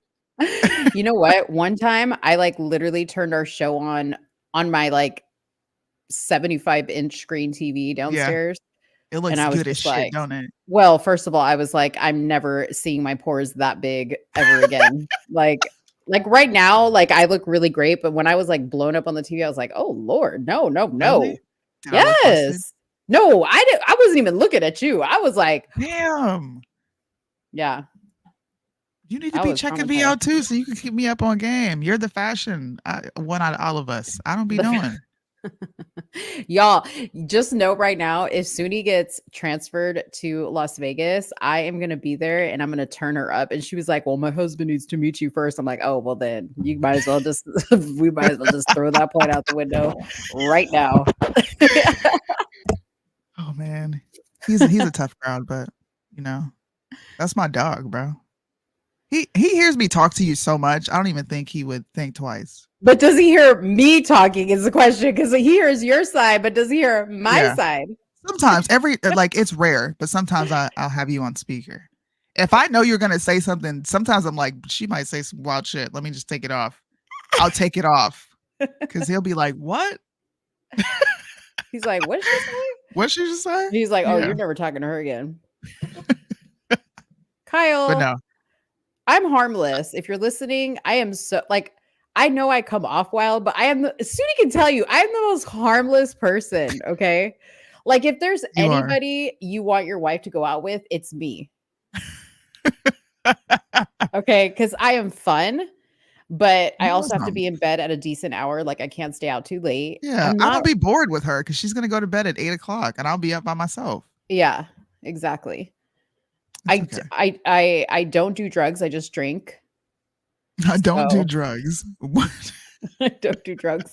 I just drink. I just but, drink. But I'm a fun drunk. Nah. Hopefully, Kyle's like, we'll "You're be not convincing closed. me." And we can like, I just can't wait to come home. I know. I want to hang out with Mo, but I'm not looking forward to Mo's affection. I've been thinking about that. Like, what do I do if she like hugs me? Why is nobody looking Do I, forward to like- my? Nobody wants my affection. Everybody's weirded out. I don't want a hug. Yeah, you I do. just want you to be like, yeah, City, you know? You want my hugs. I give the best. Like I put like both arms. Like Say that. no, I put both arms around you like this, and I'm like, Yes. I like embrace, and then I hold you there until Embrace. you're uncomfortable. See, Like, yeah, no. See, that's weird, bro. I'd be like, bro, get off me.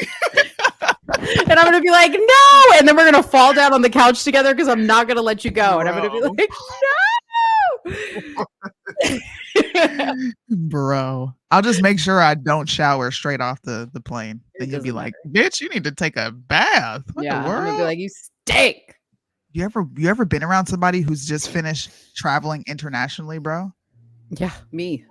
Nastiest feeling ever to Yeah. go almost 24 hours without washing your ass.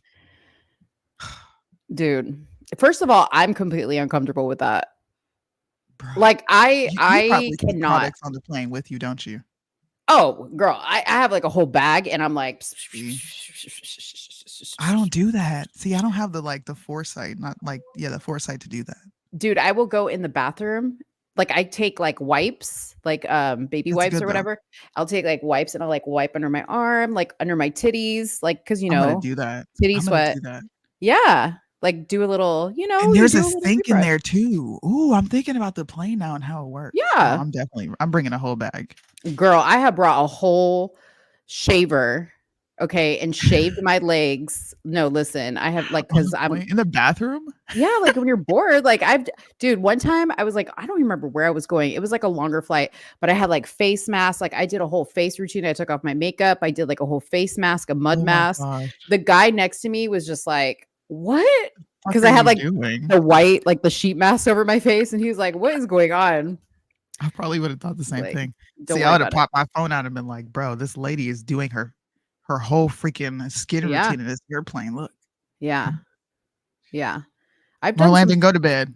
I've done some Go to stuff bed. on a plane. Not that type of See, stuff, but like, yeah. I'm boring, you How do know? people I make join the sure my non-hot kids club? are straight, right? And then I'll just put on a movie and Mhm. kind of just like go in and out of sleep. Oh yeah, I sleep for sure. And I play chess. Playing chess was fun on a plane.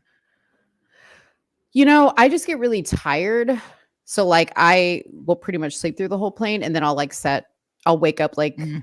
as we're getting close to getting there, and that's when I'll start my whole refreshing process. Mm. You know what I Oh, mean? well, I got you. Yeah. You I gotta got bend that ass over. Let that coochie breathe. Oh my God. Jerron is definitely being summons right now. Yeah. I actually By the can't wait way- to have him back on the show. It'd be fun. Well, yeah, because I need to confront him about his ties to the Illuminati via Claudia Jordan. Has he said anything? I wonder if he heard that part of the show. No, I don't think he did, but I need to text him and be like, "Hey, listen, I've been thinking in my head like how I'm gonna do it. Like I'm just gonna text him and be like, no hard feelings, but I need to talk to you. Are you in the Illuminati?" That's what I'm gonna say. Oh my god! And then he's gonna think it's funny because it's me. And he's gonna be like, "What?" And then I'm gonna be like, "You have to come on the show to find out more." Oh, by the way, any potheads in the comment section? Let me say that. Let me stop saying that. Oh, let me stop saying that because I'm not saying that you abuse drugs, but I follow this type of news, and the US DEA is set to ease restrictions on marijuana. It'll still remain a controlled substance, but they're going to ease the restrictions, and I'm like, Y'all be smoking. This makes it. me what? Y'all be smoking it no matter what. Why do you care? Why you snitching, bro? Why you over there? You over there dry snitching down? Y'all be smoking it no matter what. I don't know why you all care about no laws. Don't listen to her. Just understand that they're easing the restrictions. Okay. Go look into that. Go over here, dry snitching. We gotta end the show. Pot Dry. Why you tattling? What do Why you people like about telling? smoking weed? Tell me, please. The smoking. What do you mean? No, but what is it? And Heather's probably in here because she's one of these people too. Like she likes to partake a little bit, but I just don't get it. I think I think it all depends on what it is you're smoking. I don't think weed just in general is something that's good.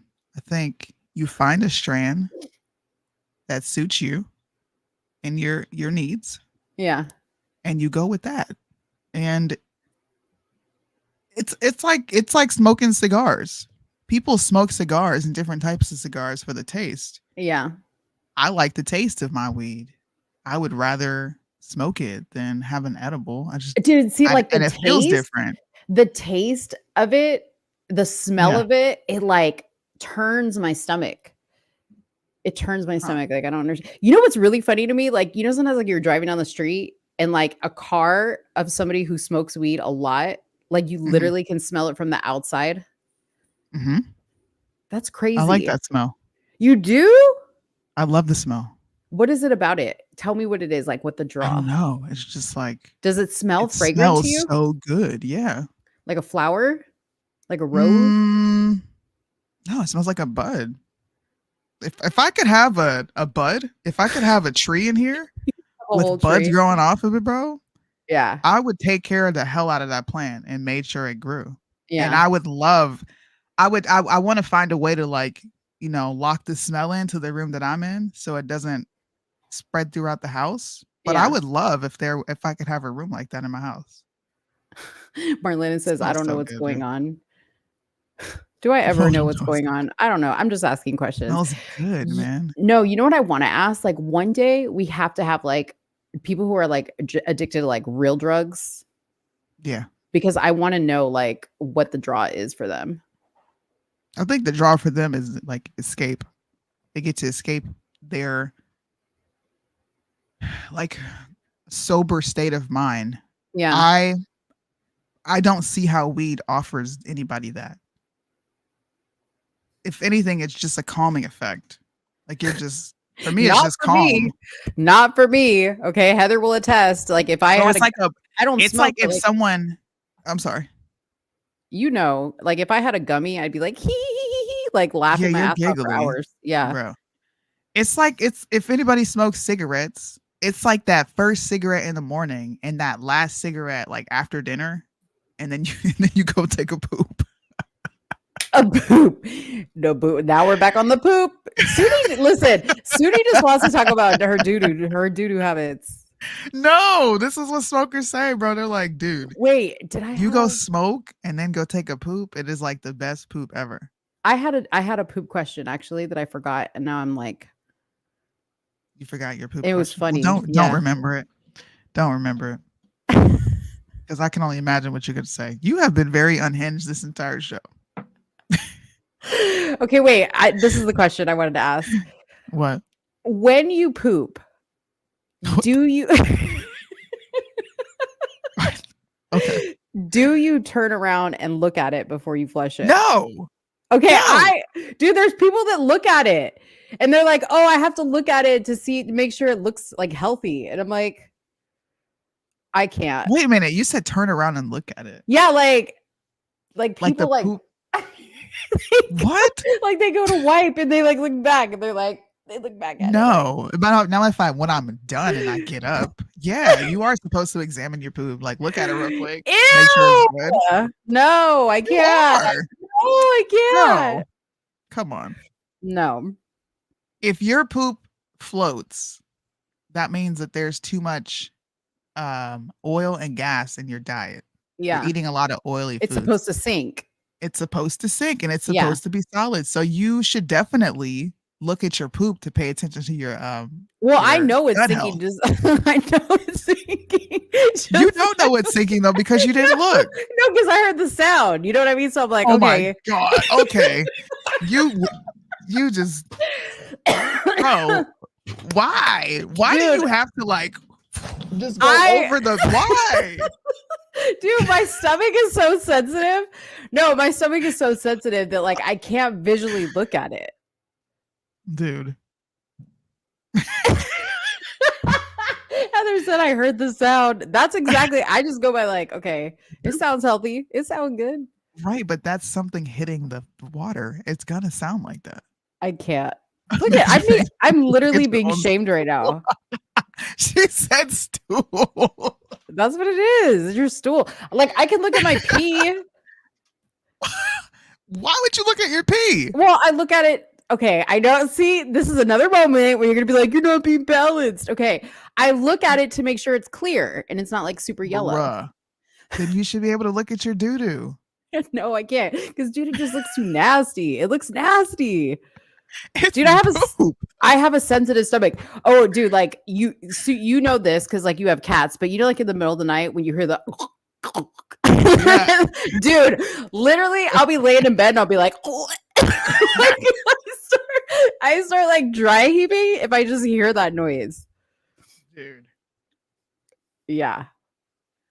No, you have to listen. I'm so don't hot right don't now. listen to Mo. Dude, all this Please. poop talk, I got hot. The minute you guys started saying, look at my poop, I got hot. Are you saying you're getting turned on by poop? No. Like I'm like heating up internally. What? It's making me nervous. Oh my gosh, dude. Wait, It is- okay. How Do you long have did a poop phobia? I think so. How long did it take you to poop in front of Kyle? Like the way you said you poop with the door open? Dude, we were teenagers. That was like, I didn't think about that.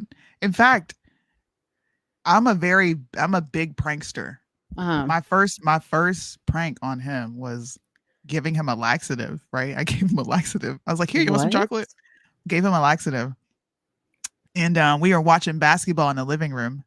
And I just hear this loud fart and it echoed. You know how your farts echo through the pipes? in the toilet? Through the pipes? It What?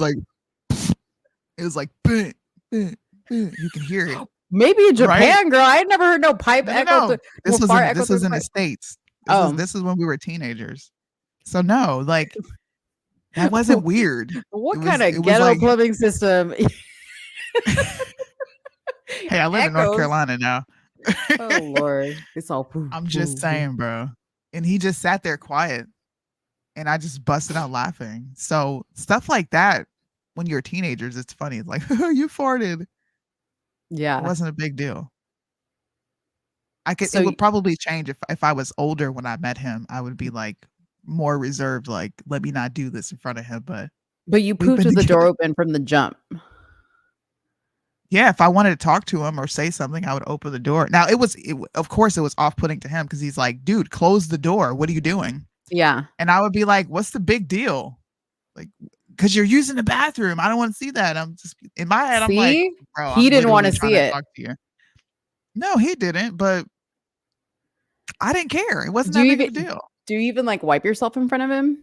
Like you reach back No, there and now you I look at your do. poop?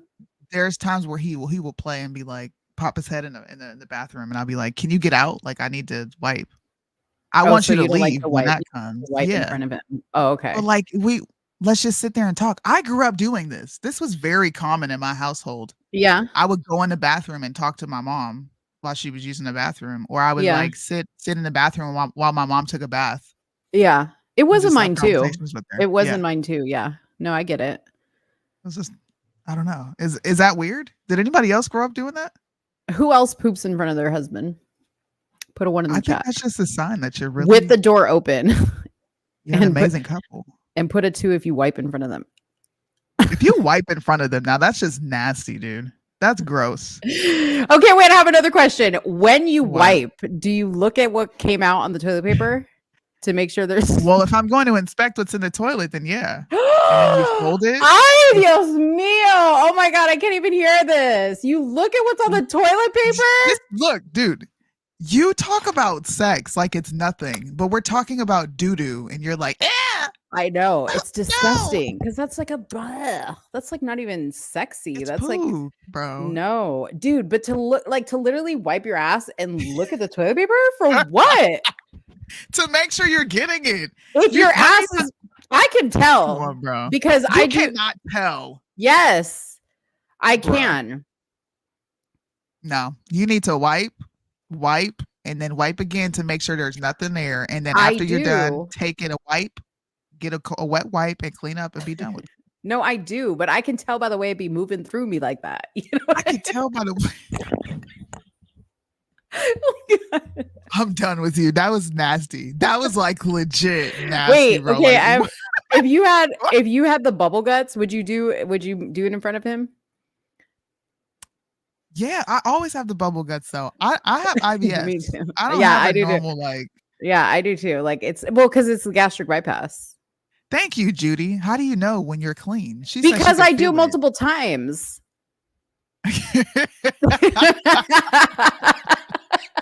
He's like, we're talking about this again, dude. This is like the best topic. I love this topic. It's gross, but I love it. Wait, I got a question. What? I grew up doing this and I still do it. Does anybody just like strip completely naked when they poop? You know what? My brother used to do that. He did it from when he was little because he felt like the toilet was gonna like suck. He didn't want to get anything on his clothes. Wait a It's minute. just like- Marlinda says this might sound crazy, but I poop and I feel the need to shower. Every time I poop, Do you I just feel the poop? need to shower afterwards. How many times a day do you poop? Because No, I'm not just poop dirty. in the shower. Dave's like, poop in the shower? Ew, if you poop in the shower, you're nasty and the back of your Justine knees are said black. it depends on the severity. If it's like one of them ones where your legs start radiating and your stomach is hurting, you're like, whew. You gotta take everything off, bro. It's No, I all don't. coming off. Why do you get hot? Like, do you get like the sweats? It's like this sensation of like super uncomfortableness. Yeah. It's like uncomfortable. Yeah. I don't know how to explain it. It's just this nasty feeling I get. And I'm like, I gotta take my clothes off. Dude, he poops Gotta one take- time a day. Okay, how many times a day do you poop? Multiple times. Me too. Well, because unfortunately. again, gastric bypass. It's after like every meal. Everybody's sharing their poop stories. Nothing lasts in a gastric bypass body, by the way. Like it Poop moves very stories. quickly. I'm gonna look up some poop questions. Hold on. Yes, this is so much fun. Okay, please tell me nobody has ever pooped in the shower because That's nasty. yeah, if you poop in the Ew. shower, the back of your knees are black. The back of your knees are black. What? Because that means you're too fat to like get out and move The quickly. back of your knees is black.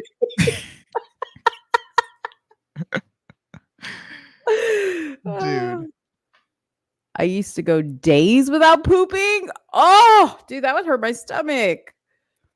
That's pretty wild.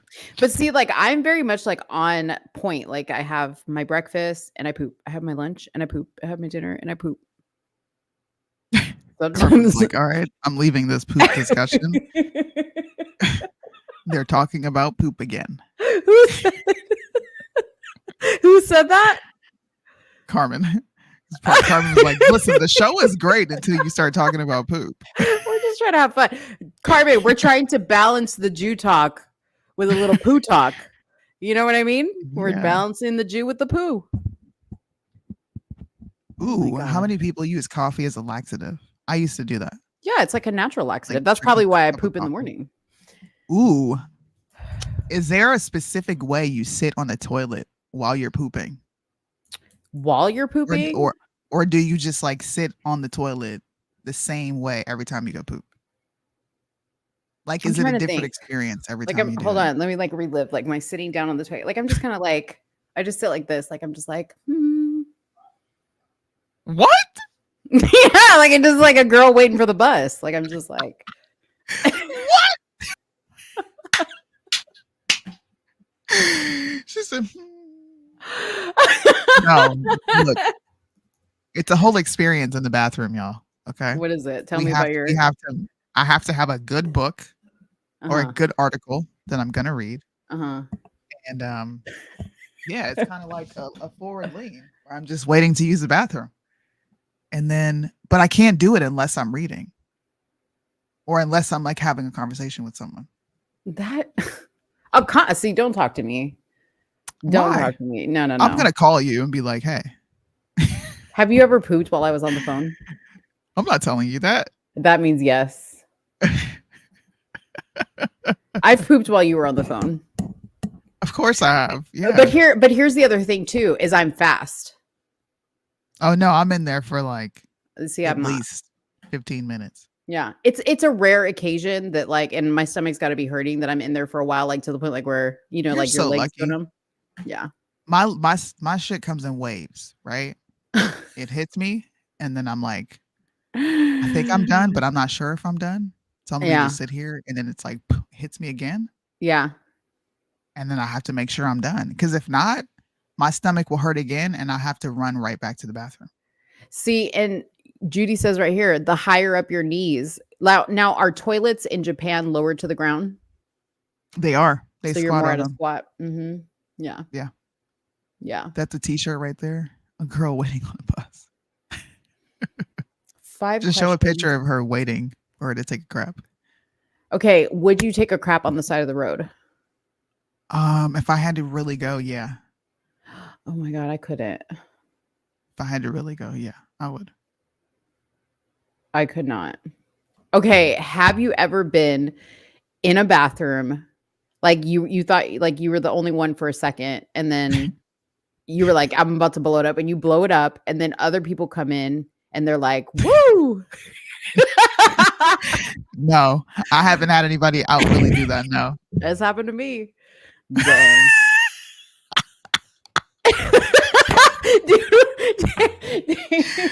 Woo! Dude, Yeah, one time, no, listen. One time, okay, I was in the Target and I had to go. And so I went in there and there was nobody there because, you know, I go to Target during the day, like when most people are at work. Yeah. So I go to the bathroom and nobody's in there. And I'm just like, for whatever, I think I was like texting somebody or something like that. And so I had been in there for a while. Well, then all of a sudden, like this rush of people came in the bathroom and it was like just popping in there. And so I was like supposed to be leaving because I told Dave, I'm like, I'm going to be on my way home. And I was like literally texting him. And I was like, I can't walk out of here. And he was like, why not? And I was like, because I can't let people see my face because they know when they came in here that I blew up this bathroom. And now I have to remain anonymous. Sit there? I just sat there. I just sat there until a new group of people came in and the other people could be blamed for the smell. Like, I didn't want them knowing it was me. So I was like, okay, if these groups of people come in and then I leave, then nobody knows who did it. Oh my God. Yeah. I've never done anything like that. Yeah. That seems a bit extreme. Have you ever gone number 2 and then like realize you clogged the toilet or it's not flushing and you panic because your shit is just like, and you're not in your own house. Yeah. You're not like, dude, that's happened to me. Yeah. And that's when I sit in the bathroom forever and then And wait what? Like you until Google like ways to unplug a toilet? no, like there's a plunger in there, right? But the like the smell, you're like, God damn. Yeah. You hit the spray. Like, bro, I wish this toilet would flush, man. And somebody knock on the door. You all right in there? Yeah, I'm good. Oh gosh, I'm dead. That's happened to me before. Yeah. Dude, it's happened to me too, and I panicked. I was like, and then I'm like, dude, somebody's gonna go in there and be like, shh, oh, you blew it up.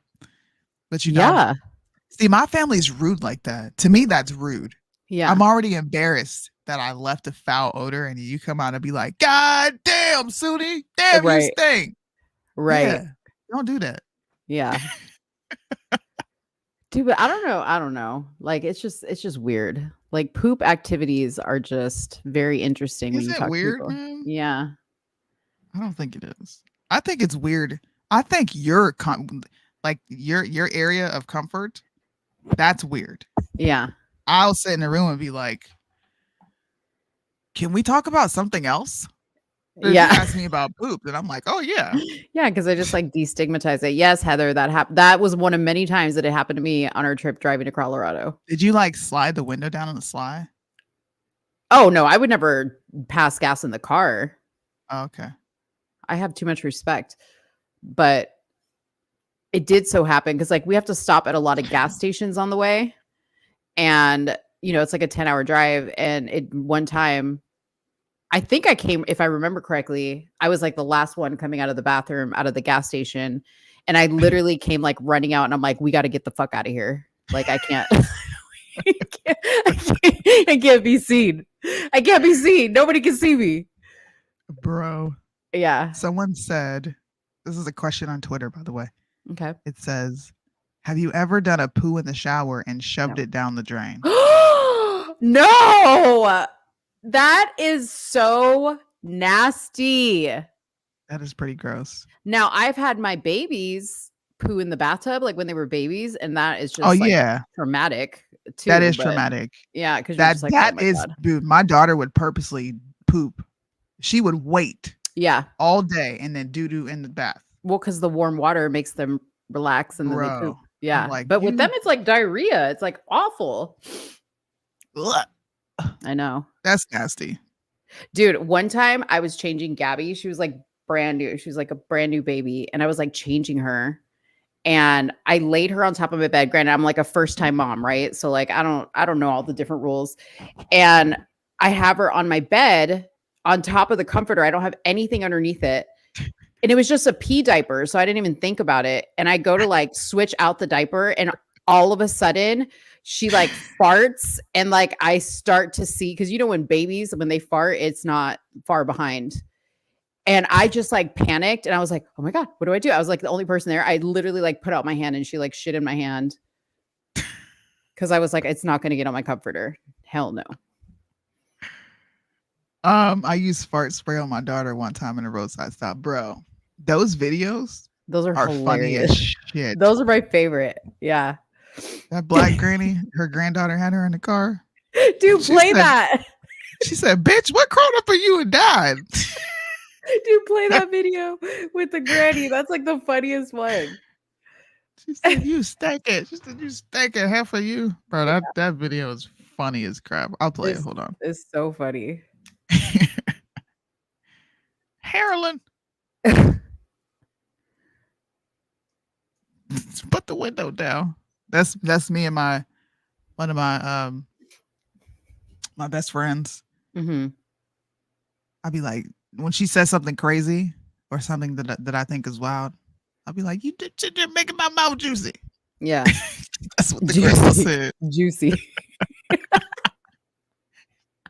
Did you make my mouth juicy? Hold on. That I want to buy. You know what? I'm gonna order some fart spray. I know. I want to prank my kids in the car, and you got to videotape it.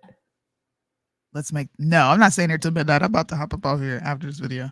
Ugh. I was just having fun talking about poop, and you know what? It's nice to make fun. Mo uncomfortable for a change because she's always trying to make me uncomfortable. But see, I still laughed with the uncomfortableness of it all. I still think We it's can funny. laugh about doo-doo. Doo-doo is funny. Yeah. The other subject is not. Sex. You farted again, dude. God damn it. Fuck. Damn. Bitch, I swear. Wait, where is it? I want... No shit. It's coming on. I don't know. I think That it was some the intro. pancakes I had or something. No, it wasn't no pancakes. These pancakes ain't rotting in your belly that fast. Shit, something crawl up in your ass and died or something. You smell like cat shit. Damn. Had to open my mouth. Your ass done shit. You lying. You done shit it in your clothes. Hell, there ain't no food to fart. That's spicy. Open this window. My window don't work. Good, open the window for real though. Open the damn window. The window don't work. I was get it. supposed to get it fixed. How can all that stink come out your little ass? I can see an ass big as mine. Hell, dog, too much stink coming out of it. I'm so stinky. I'm tasting it. Sorry, I let it out. I Can don't you know. turn the vent on? Nah, the vent don't work either.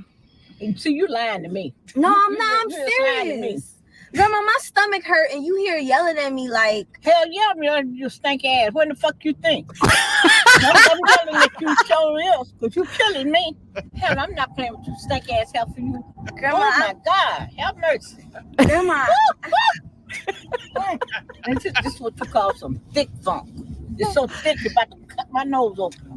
Stop the damn car so I can get some air. I can't stop. I can crack the damn door in. No, I'm driving. You Oh, can't. hell no.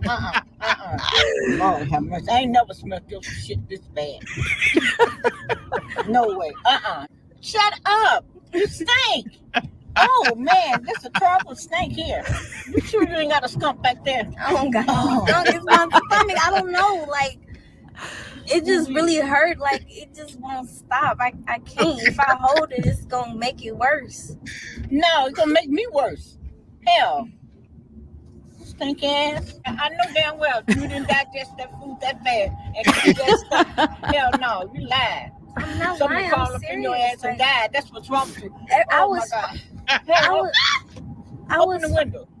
I could open the Put bathroom. the vent on. Put the vent on. So, see, you can't even stand your own shit, can you? How you expect somebody else to stand? You know you're so rude. You're very rude. I can't help it. Stinky ass heifer. Don't tell me you can't. You Stinky ass could have heifer. pull up to the side and shit, fart, or whatever you want to do. Got back in the guy, Howard. Damn. Making my mouth juicy. I'm sorry.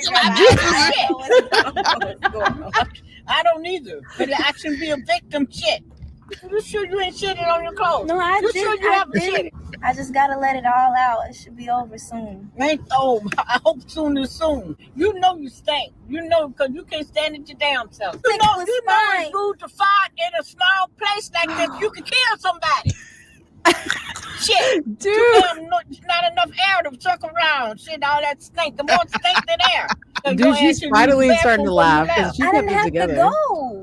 I need your help. Like, my stomach hurt. Hell, I can't even help me. I think At it's this state, I can't even help me. I think it's something in my pants. Oh Like, my can you God. help me? Hell, you dig in your ass, and do you think you gonna put your hands on me? I'm stinking enough, and I get out, my clothes gonna be stinking. You think I'm gonna wear your shit? I need, Hell no. Grandma, I need your help. I don't know what's wrong with you, Hal. I ain't never smelled nobody ass like that before. Damn. Ooh. You done farted again. Does she keep spraying it? I got to get out this car right now. I can't get out, Grandma. I can't. We gotta get to where we need Put the to go. vent on. We need to get to where we need to get to first. Put the vent on. My Harlan. vents are out. No. Oh my God, I'm dying. Damn, bitch, I swear. Your ass stink. Stink ass bitch. That's what you are. Fuck. God damn it. Why you laughing? Sorry. You got to like it. You got to like your scent.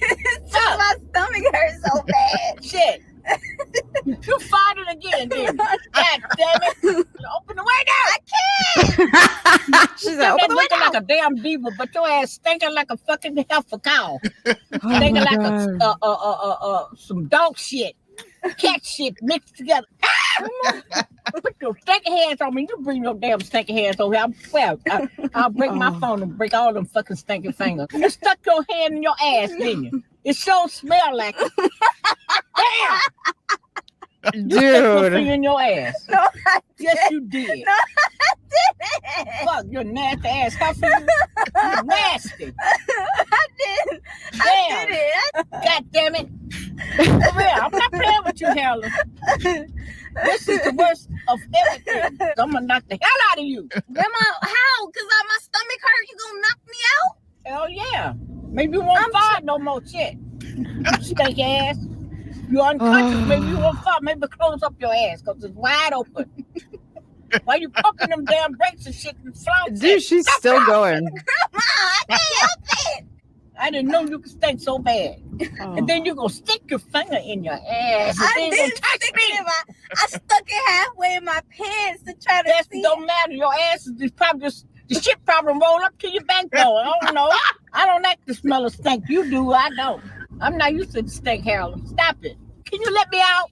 Okay. I can't take it no more. I can't take it. Shit. Oh, I'm doing it again. Quick, can you?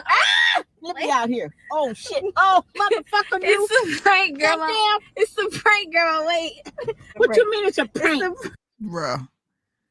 Dude. That's why you need a black grandma. No, but you know you're what? Not ever gonna experience this outside a black woman. Shout out to that girl because she kept it together, not laughing, because I would have been like I wouldn't have been able to keep a straight face. I would not have been able to. So she is still spraying because I'm like, dang, dude, the smell last that long? She was still spraying. Has Bro. anybody smelt it? Like, does it smell like legit smells shit? like I'm on the verge of wanting to gag thinking of that smell. It's like That a bad? rank ass smell, bro. It stinks. It stinks. Ugh, it's making me nauseous. Oh man, that bad. Oh, It's that's that so bad. funny. You making my mouth juicy. Making my mouth juicy. Oh, listen, my belly feels good from all this laughter. This was a fun show. It was a fun show. Make sure you guys tune back in on Tuesday. I don't think we have any schedule conflicts. No, I don't think so. Not yet, at least. Because you know, Soonie. shit pops up when you got family. Yeah. It has been me lately. I really have not been around. Yeah, but it's fine because you're, like I said, family first. I think you're trying to say you enjoy doing shows without me. Not really. You know what? So it's weird because I started out by myself, but I did pre-records. So like I would pre-record me talking about a certain topic and then it'd be done. But like doing an entire live show by yourself is difficult because you don't have anybody to, you don't really have anybody to like Banter have with. a banter. Yeah, exactly. It was a hoot. All right, guys, make sure you guys tune in on Tuesday at 9 p.m. Check your Hopefully poop. we can have more shows like this. I kind of want to do shows where we talk about news and then a show where we just like focus on a theme. Be like total silly. Yeah, like did you ever think about poop and how you poop? We should just come up with another show where like, hey, did you, and you can bring back Mind of Mo. We can center an entire show around a question you had. Well, I mean, this whole thing was like Mind of Mo, really. This was a Mind of Mo episode. Yeah. Fun. But I'll see you guys Tuesday. I'll probably Bye. see some of y'all on a live. I don't know if I'm going to go live, but if I do, I'll see you guys live. Because I want to debate Uncle Said. Other than that, peace out, y'all. Bye, guys. So when you're done getting high, it's over when the party's over. Where you going when the party's